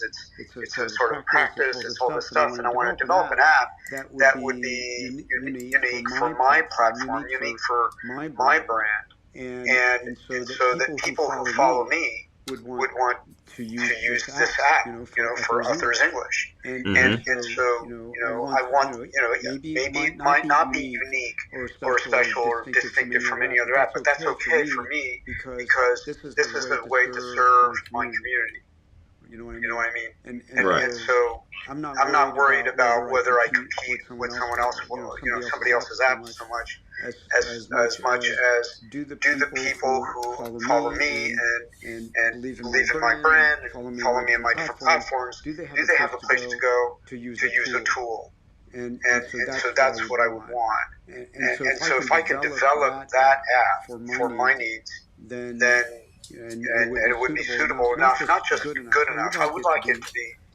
And I'm not looking to scale it up to the point of wanting to sell it to someone. I want it to be good. And I just want it to be useful and reliable and follow the kind of principles and practices I want people to have as they build up their language skills. So if I can do that and use platforms like the ones you're using to develop that, that's what I would love to do. I had I have a family member who I think he speaks 3 different languages, and this is big for him. Like he said, look, I got this project. He literally showed me his prompt. He has a ChatGPT window on a bunch of tabs, and he has all the stuff. He's going back and forth with conversations, like breaking down everything, break down the market, break down the features, and he has like this full breakdown of the application. And he came to me, he was like, can you build it? Blah, blah, blah. I don't want to use these builders. And I'm like, honestly, man, the best thing to do is use one of these builders and get started. And beyond just, and the thing I said to him, beyond just building an application, because for me, the last thing I want to do is build an application. Even though I do it for a living, it's the last thing I want to do. The first thing I want to do is make sure I'm building the right thing. Before I start building, I want to make sure I'm building the right thing. So I want to go and I want to leverage AI to identify whether or not I'm going to build the right thing. Tell me how to talk to the customers. Tell me how to get a list of customers. Tell me how to pre-sign up customers. These are all things that you can do without having a bunch of knowledge and code or anything. You want to get pre-sign ups. You want to create content around the thing that you're creating, because you want to know that there are people out there that find it as interesting as you, but not just people who find it interesting as you. who are willing to go and follow you in your process. And so you want to get those early followers before you've ever built anything. And that's a big thing for me. Like, how do I get those people to come along with me before I've done anything?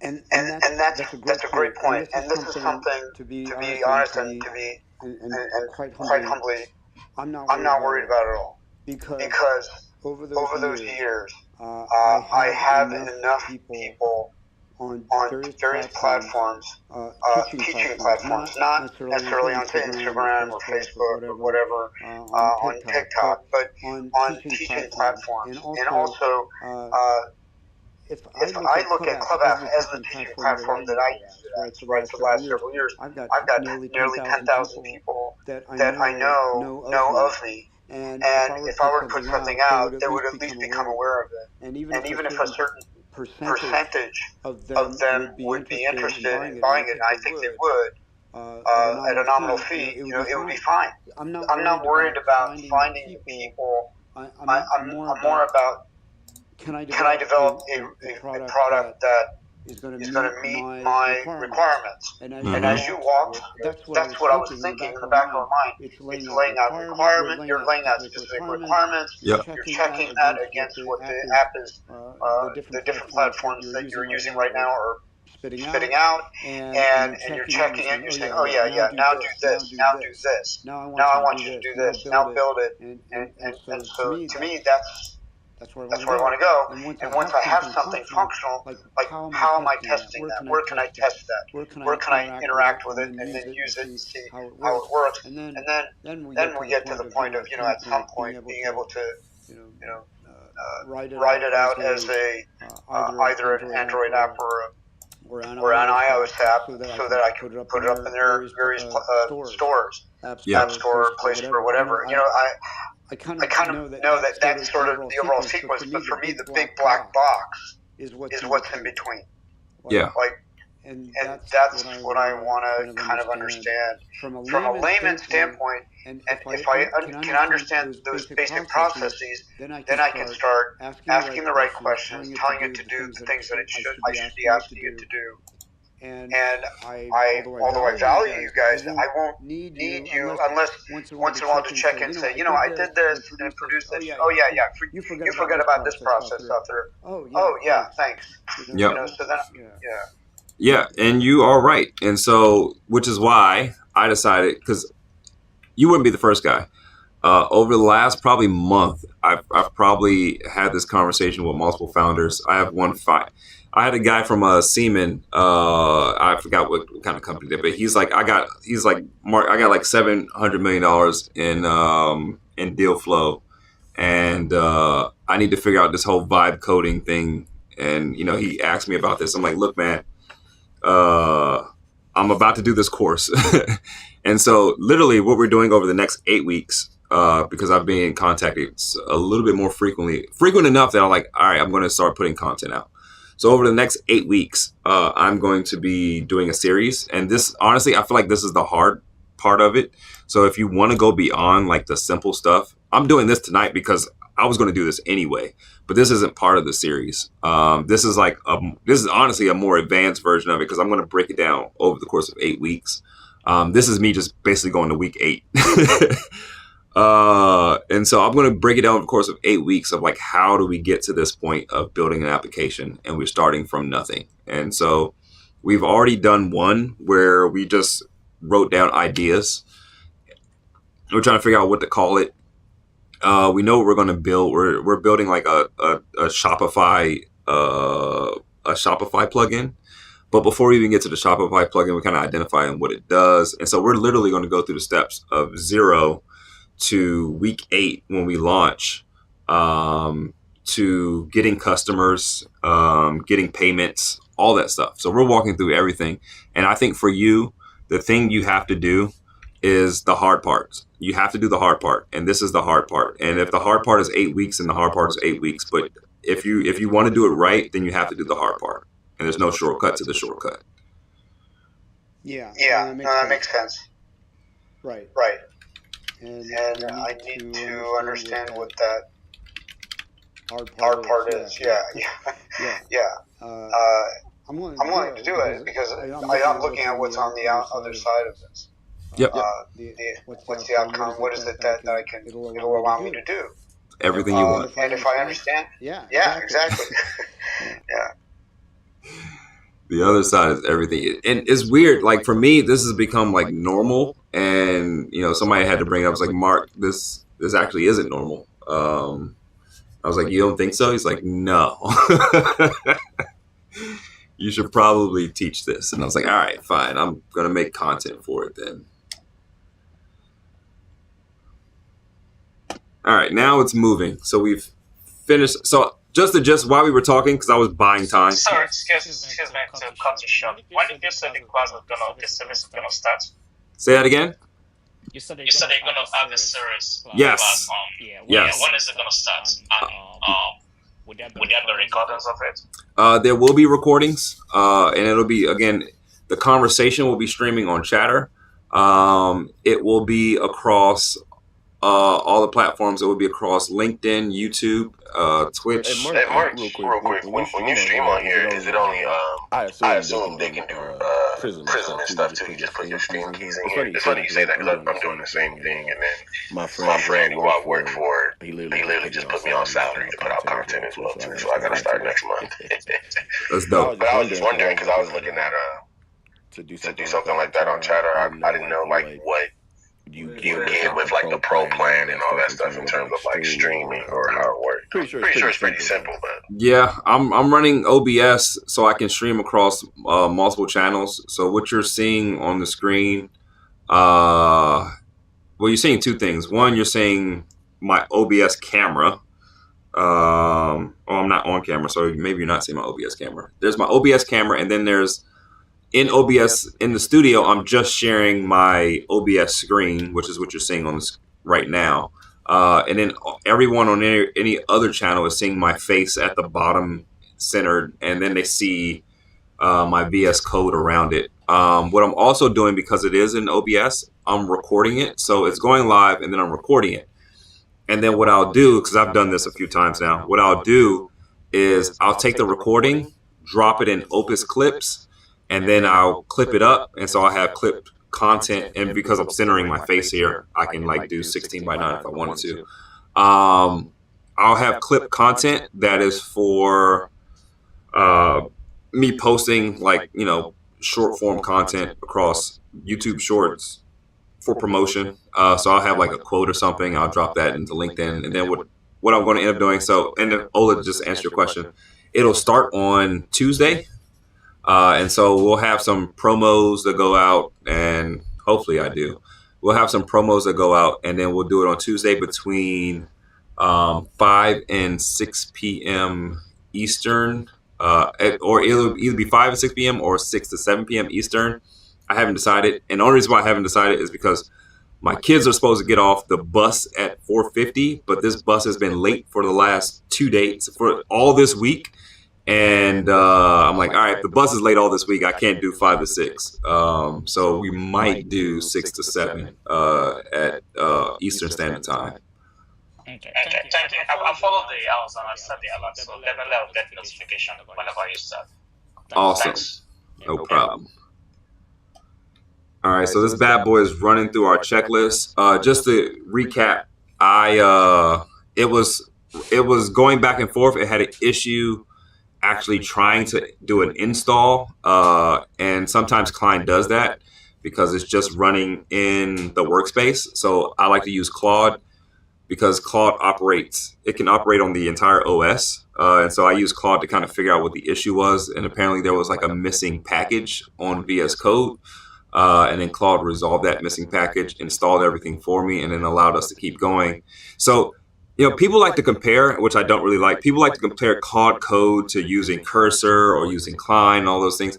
Honestly, I feel like it's a you know, I would say symbiotic relationship, but they kind of partner with each other, and they should work together.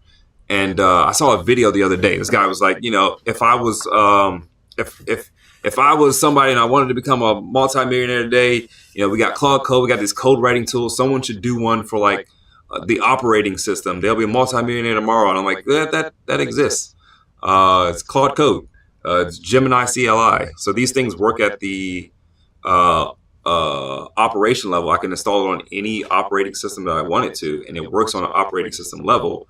And if I wanted to assign a task, hey, go fix this. Maybe there's a bug in my OS. No one thinks about using this stuff because developers are using it to write code, and we don't care about all that other crap. But if my OS was moving slow, I would open Claude and say, hey man, my OS is moving slow. See if you can find in my Windows system. It'll go find whatever it is and kind of help me speed things up. So I mean, the way that things are moving today, it's so fast and things are so powerful. And again, for someone who doesn't know anything, like the speed you're going to be able to move, and even in the next 6 months, it's going to be ridiculous. I couldn't do this 3 months ago. I couldn't do this 3 months ago. And here it is.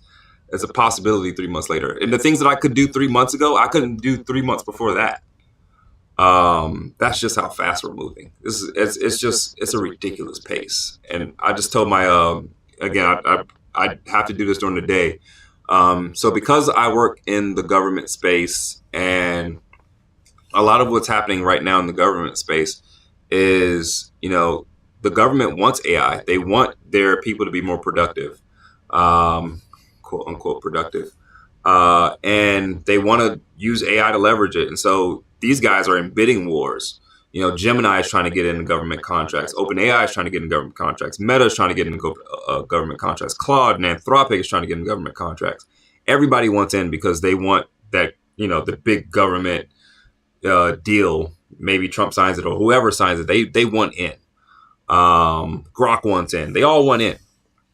And so with that, these organizations are coming to the developers like, look, we know you guys were using it, so now you have to use it. It's like, we know you guys are probably using it, but you're going to have to use it now. You're going to tell us, you got to tell us how you're using it. And we want to build like the infrastructure for this. I mean, AWS is doing it in AWS GovCloud and Bedrock.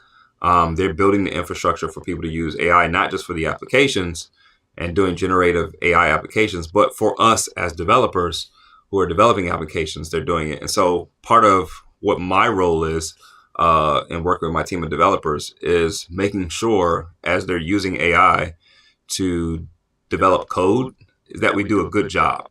And so that's why I have these links with these rules that I've built, with these features that I built, these workflows that I built, is because I'm really using this in the real world and not just at a basic level. I'm using it. I have to develop this stuff at the enterprise level that has to work for our own government systems. And so I have an understanding of like how to develop this stuff that, I guess people just wouldn't really have. So yeah, it's made for a really interesting space. Boom, boom, boom, boom, boom. All right. And we're still working through our checklist. Just going through everything, see where we're landing. I think what I'm going to do is after it successfully goes through the infrastructure, which it should, I'm going to call it only if it's successful. If it's not successful, we're going to debug it. But I'm going to call it if it is successful. And then I'll probably bring this one back up on a Sunday. I'll tell you how the final message went. I'll probably share a post with the actual output of the podcast audio. Not probably. I will 100% share the post with the actual podcast output that was generated through this session. But this was super dope. Yeah. And for me, I'm surprised I was able to follow along. So this was really useful. What was I going to ask you? Oh, yeah. So you said something about YouTube Shorts. Do you have a current YouTube channel? I do. I do indeed. We'll put that in the chat somewhere. I'll drop that in the chat. Let's see. What is my YouTube channel? I've been asked to change it so many times. Oh, that's easy. Mark Campbell AI. What do you know? I think it might be also on my profile. I'm just going to type it in. Mark Campbell AI. That is my YouTube channel, where I keep a lot of stuff that I've worked on, am working on, may work on, will work on. It's all in there. Got it. Thanks. Dropping these scripts. And then if you catch me in Clubhouse, maybe you catch me in one of Steven's rooms or something, dropping some knowledge.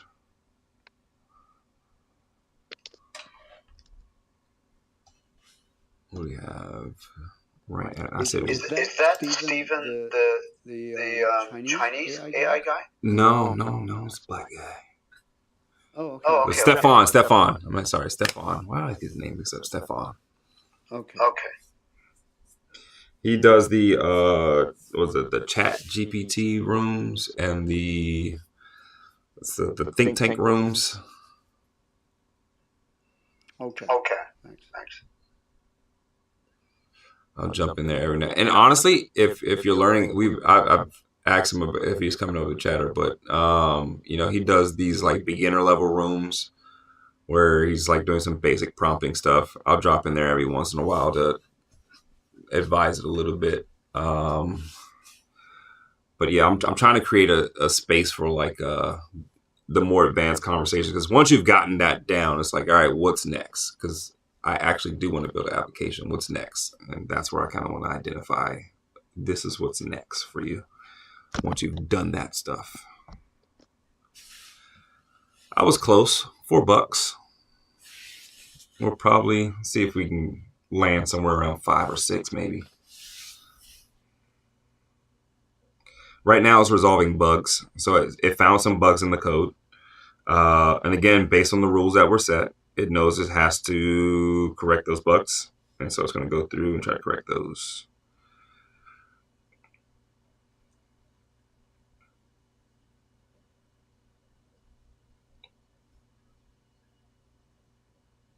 There you go. Get your database connection correct.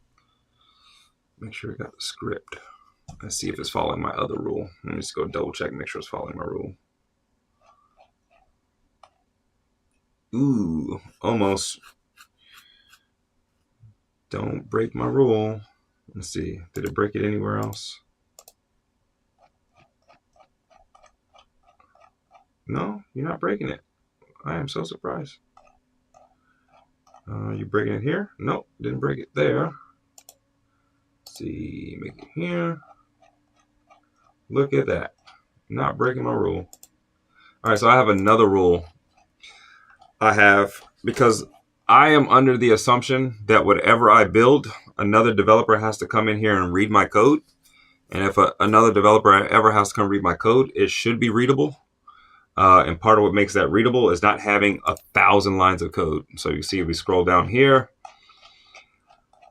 we keep it right under 400. I'm usually right under 400. I think that's like the readable limit for a human to just comprehend something. I mean, for me personally, once I've gone beyond that, I'm like, this is gibberish. I don't understand anything going on in this thing. I mean, if you don't know code, this is already gibberish. But if you're passing this to a developer, you want them to be able to understand it and be able to reason about it and sort things out. And so I have a rule that says, hey, keep this thing under 400 so that we can reason about it. And look, for the most part, it complied. Not for the most part, I mean, it absolutely complied. I don't see anything that's beyond that. That's all the code. And so the bug, let's see what it missed here. Was that the only reason for the 400 line code rule? I mean, just for readability as a developer, or is that actually, is it going to be hitting some sort of constraint for depending on what you want to achieve within that line code limit? No. Okay. No, that was 100% for other developers. I need to make sure they can read it. Yeah. In order for them to read it, it has to be set at 100 lines. I'm sorry, 400 lines. I can't say things out loud while I'm like writing things at the same time. Yeah. Okay. So yeah, it has to be set at that because that's thank you. That's where people have to come in, and it won't break anything. It's just that's for me as a human being, I have to have a limit so that I can go in and go, okay, I understand this. But when it's like thousands of lines, I'm just scrolling. I don't know what was at the top. I don't know what was at the bottom. I think of it like this. If I'm building something, let me just close this out and look at this. If I'm building something, here we are, we have this index file that has 315 lines. I like to be able to go scroll to the top and scroll to the bottom and not be confused. If I can scroll to the bottom and not be confused, to me, that lets me know I've written enough code and not too much code. If I have to scroll to the bottom and it's endless and I have no clue and I start getting confused, I'm lost, I don't know what's going on, then it's just too much. And AI has a tendency to just do that. It'll just dump everything in one file. I can't tell you how many times I've looked at somebody's stuff and they've just dumped everything in one file. Well, when you do that, it makes it really hard to reason about your code and get anywhere tangible because like I can't go back and, I can't go back and edit anything by hand. If AI ever failed me tomorrow and I need to go back and edit it by hand, I want to be able to do that. And so even then I have like fail safes. This is what I would be considering like a human fail safe. Because if sometime I can't use it, I need to be able to go in and edit myself. NPM blah, blah, blah. Property NPM package comes from index signature, so it must be accessed with NPM version. All right, so what I'm going to do is I see that it identified a few files, and then it has this little problem file here. So I'm going to go here, go to my problems. I want problems always. We're going to copy that. And then I like to use Claude for this. I don't really like to use Klein for this because Klein has a tendency to hallucinate a little bit more than I want it to.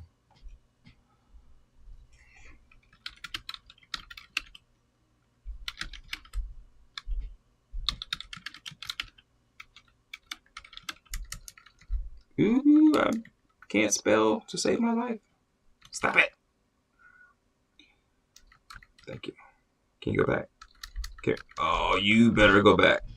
Stop it.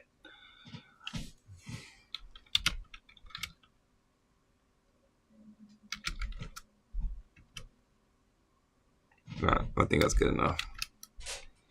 I'm going to paste that there. Copy. Paste that there. See what you do for me. I'll fix these errors. Bloop, bloop, bloop, bloop, bloop, bloop. Install missing dependency. So knew a dependency was missing. I didn't even know a dependency was missing.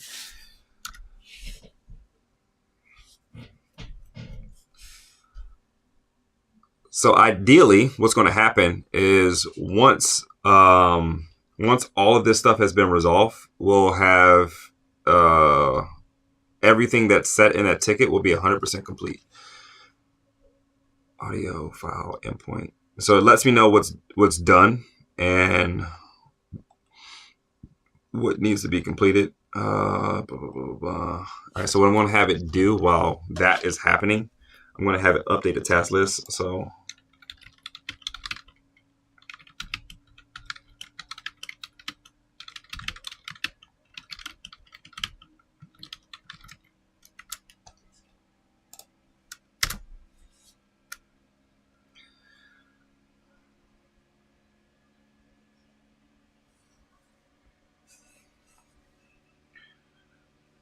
now they're both working at the same time. So we have one of them working on fixing the code while the other one is going to the task list and checking off boxes.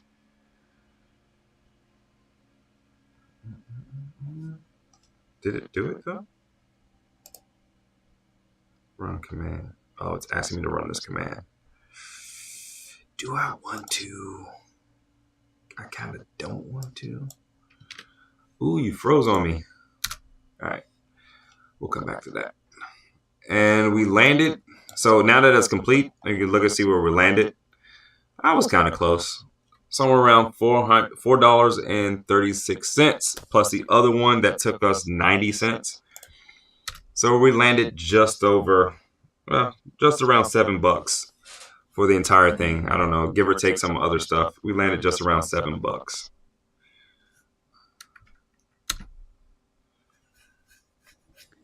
And then we have pretty damn cost effective. I would say so. You're making less than McDonald's right now. If you still want to pay for this. But again, they're paying. If they were to pay, they'd be paying for your expertise in addition to $5. But that's amazing. That's amazing. I mean, yeah. That's actually mind-blowing.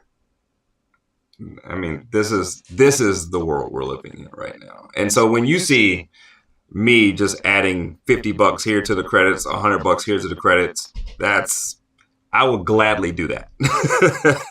Well, that's what I was thinking. When you were putting that in, you're adding your amount of credits. I'm thinking, okay, just gonna put $50 in. What is he gonna get out of $50? I mean, you're talking about developing a full-blown app. You're not gonna get that for $50. You're gonna be spending at least something online that's automatic, automated, and just spitting it out, and maybe $100, a few hundred bucks. You're at less than $10. And I said that as a joke. When I said that earlier, it's like, how much is it gonna cost? Yeah, $10. Actually, I overestimated. So, yeah.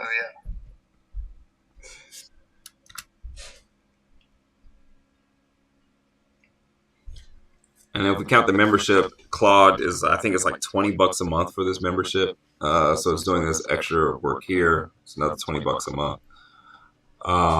And I mean, look, it makes this job very simple. Let me see. What are you trying to do on the other side? Allow edits during this session. Go ahead, do your thing. While I see what the heck it trying to do. Oh. The other thing about the cost of this is the cost of time. As I see you kind of manipulating your way around it, navigating through this, you're going at it at a fairly high pace. Because you know what you're doing, you know what the next step is, you're kind of saying, all right, you're familiar with the platform that you're using, you know exactly where to go to check something. If anybody else were using it who wasn't familiar with it, you could quadruple or quintuple the amount of time that's going to be required to go through all the same steps you're doing. Mm-hmm. But so there's definitely, I recognize that. But I do want to sort of get that. And this is why I was talking earlier about getting a sense of that big picture. Because it's easy to get mired in the details and go, what the hell is Mark doing? I'm lost. And then when you step back, you go, okay, big picture. This is what the process he's working on as part of that overall big picture. This is what he's checking. This is what he's now getting the next step to address. This is where he has to backtrack and say, why did it do this and it didn't do this? But once you have that understanding, it makes more sense. To me anyway. Yep. And ideally over the next 8 weeks, it's one of the things we develop is just like an understanding of what's happening here. Boom. Along with that, I kind of, developed the skill of teaching how this works. So we're all in on this process. And as a teacher myself, this is sort of where that human element really comes in to be able to explain something clearly with some degree of knowledge, but also a certain degree of understanding and appreciation for the student, the learner who you're trying to explain things to, who may not be as familiar intimately as you are with this topic. And so you need to sort of be able to bridge that gap. And that's the skill set of a teacher, obviously. You're doing very well. Yeah, I like that. Well, thank you. Oh no. All right, I'll make sure I delete this in the next hour or so.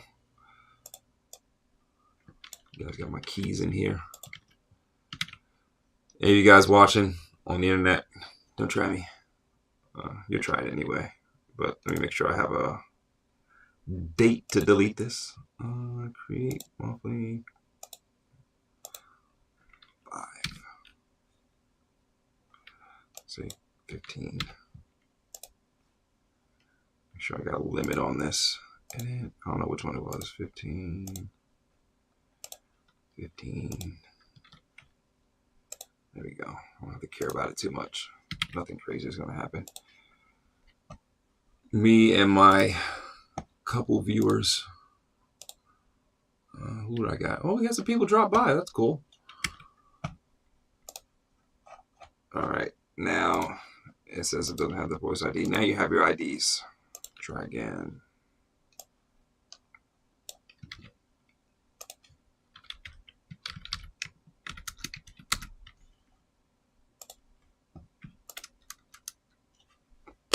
Do my type checking. Yes, please.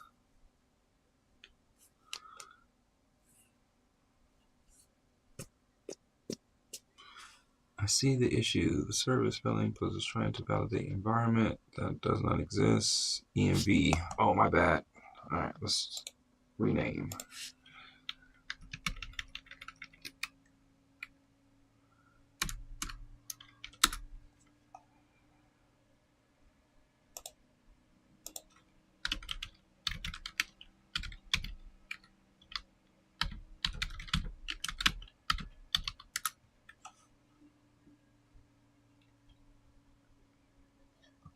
All right, let's look at our task list, which was updated.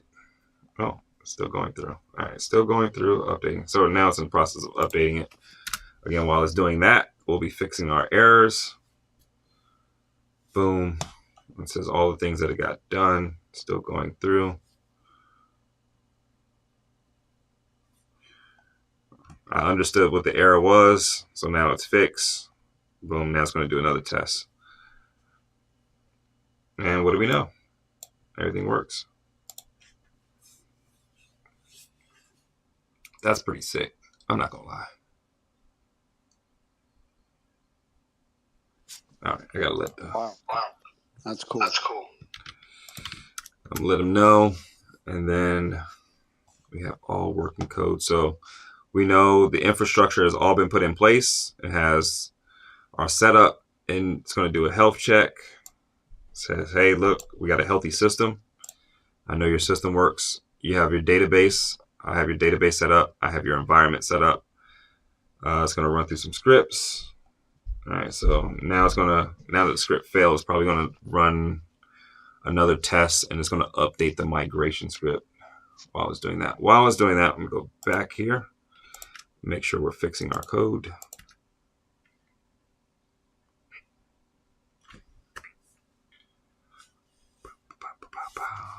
Yep, keep going, do your thing. I know there was a thing that went out recently. Someone had their entire database deleted doing the vibe coding thing. And a lot of these guys have made a rule that you can't use this command to delete your database. One, you should have never had that happen. But two, just in case, there's a rule that allows you never to do this so you don't delete your database. But a problem with that people are having who don't have experience in this, they're going through these systems and they're building this stuff out. For someone like me, I know, don't put your database in there with your system. And for someone who doesn't know and they're doing that and they have the database in there, they run into the chance that their entire database could be deleted because they don't know any better. But for me, I literally saw that right off the back and go, oh yeah, just deleted my database. If I were to do this technically, it wouldn't be there. So in reference to the app that you're developing, what is this database housing? What information does it? In this case, this is only the way that works. I'm pretty sure we can look at the schema, but I'm pretty sure it's just going to keep my script in there. So we can look at it real quick. ID title. Yeah. What did I know? Right off the bat. It's just going to keep my script in there.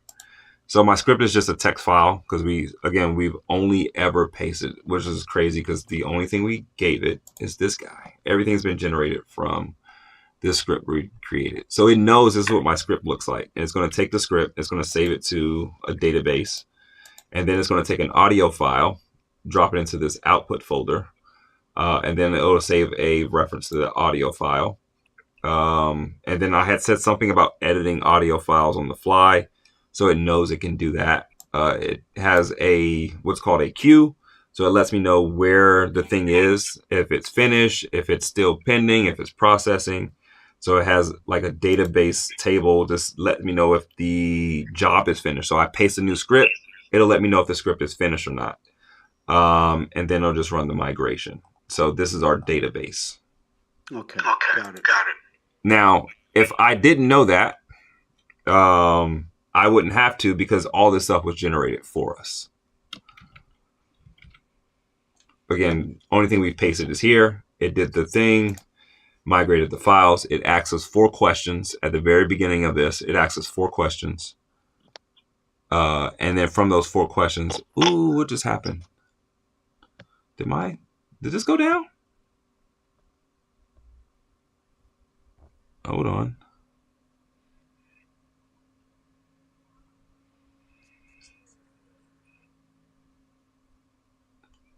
Oh, crap. I got kicked out of my own room. Is this thing working? That's where I do hear you. Okay. That was weird. But there's something weird going on with the app. Because I'm getting an echo. Hold on.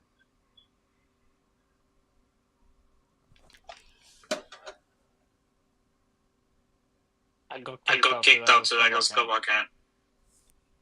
Yeah, for some reason, I'm gonna leave and then I'll come back in. I think I might do the same, because it's like I'm in another chat right now. This is weird.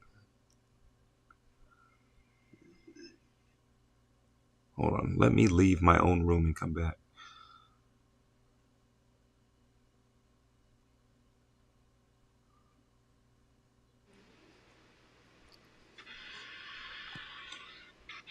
All right. I'm back in here.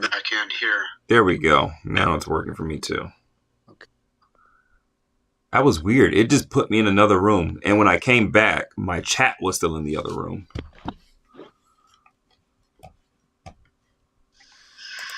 We're still in beta. A few glitches going on, obviously. Yeah. All right, fix objects, remove unused, fix everything. All right, so all my bugs have been fixed. We can look here. There's nothing red. I don't have any problems in my code. No problems, never. By the way, you already know about the shake the report stuff, right? Here. I don't. I've never done this. So right now they have the feature where if you shake your phone, you'll get a bug report pop up, and you'll be able to report it, and it'll know exactly when it happened. So yeah. But yeah, that's just for your general reference. I'm shaking the crap out of my phone. It's a salt shaker. Yeah. Yeah. All right. I'm giving up on that. Might be an iOS thing. I think it's for both. But yeah, definitely it's something they've incorporated. All right, so now we got the migration. Like I said, it was going to happen. So there was an issue with the database, and it's probably going to write the migration script, and that's what's in the process of doing now. So it wrote the migration script. It's updating the database file, and then it's going to try and redeploy it again.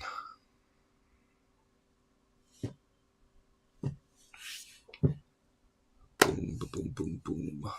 I think I hit my limit. I think LinkedIn has a 2-hour limit, and we've officially ended for the folks that are over on LinkedIn. We probably want to improve that at some point. And then we're coming close to the folks on YouTube. Thank you for still being here. And then for the folks on Facebook, who are you? Why are you here? Because I know you personally.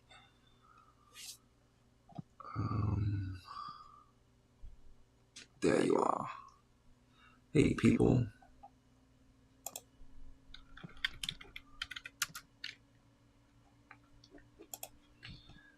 People have stopped by. I know them all. Mostly just family saying, "Hey, how you doing?" They're not really interested in anything going on here.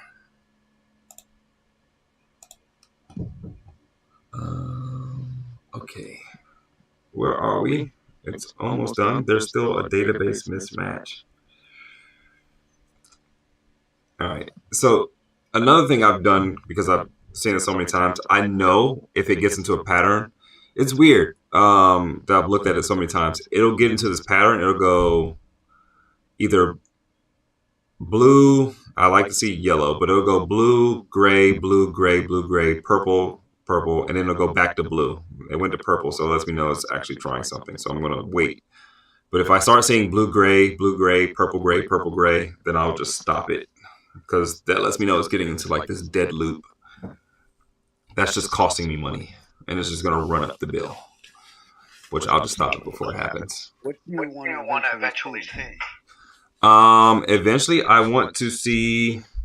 I don't know what I want to see. I want to see that the infrastructure works, and so far it's telling. Like the color scheme, their representation about how it's progressing.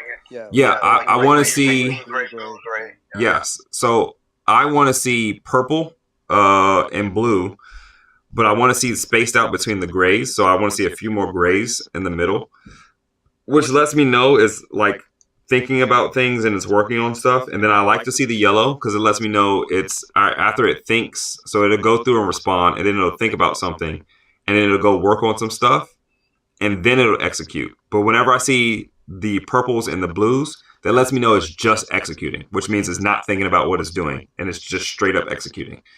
And if I start seeing it like lined up in a row, then that lets me know it's like it's strictly executing and it's not finishing anything. But when I start seeing this, again, purple, gray, yellow, green, which lets me know it's done. And see, here we are. This is amazing. It lets me know it went through phase 1. It went through phase 2. It went through the technical achievements, the API development, boom. It lets me know where it is currently, and where the next step is. Let's see, do we actually have anything? Because it's just the infrastructure, so it just strictly lets me know what it did. It set up the database. It set up all the migration scripts. Apparently it set up a fully functional API. It set up our socket. So this is going to allow us to send the text down, and it's going to be able to interchange between host and co-host. So that's what it's going to allow us to do. It set up our cores, which basically allows us to hit it from there when I upload it to render. So when I actually post it on the internet, this is going to allow us to hit that server without running into any issues. So let's see. I'm not sure what is actually live. So let me see. Dev, is it running? Server running. It says it's running. Failed. No. 3001 in use. So let me end that one. I don't know where it is. I'm not sure what is running because, again, it's just the infrastructure. Yeah, so we just have the API. So this is what this isn't what we want to see, but we want to see just the infrastructure because that was the only thing that we had in the task. We want to see our audio file. So we know the tables exist. It migrated, it created all the tables. It created the processing queue. It created the scripts. This is a test podcast, so now it has a script. So I know I can upload a script. It has the jobs in there. All the stuff that we needed for this thing to happen is now done. Our infrastructure for this application is now done. Now, technically, it took $6.70 plus another 90 cents. So we're under $10. We just came under $10. And again, this is just the one task. So again, we have our job queue here, where we've asked it to do the infrastructure.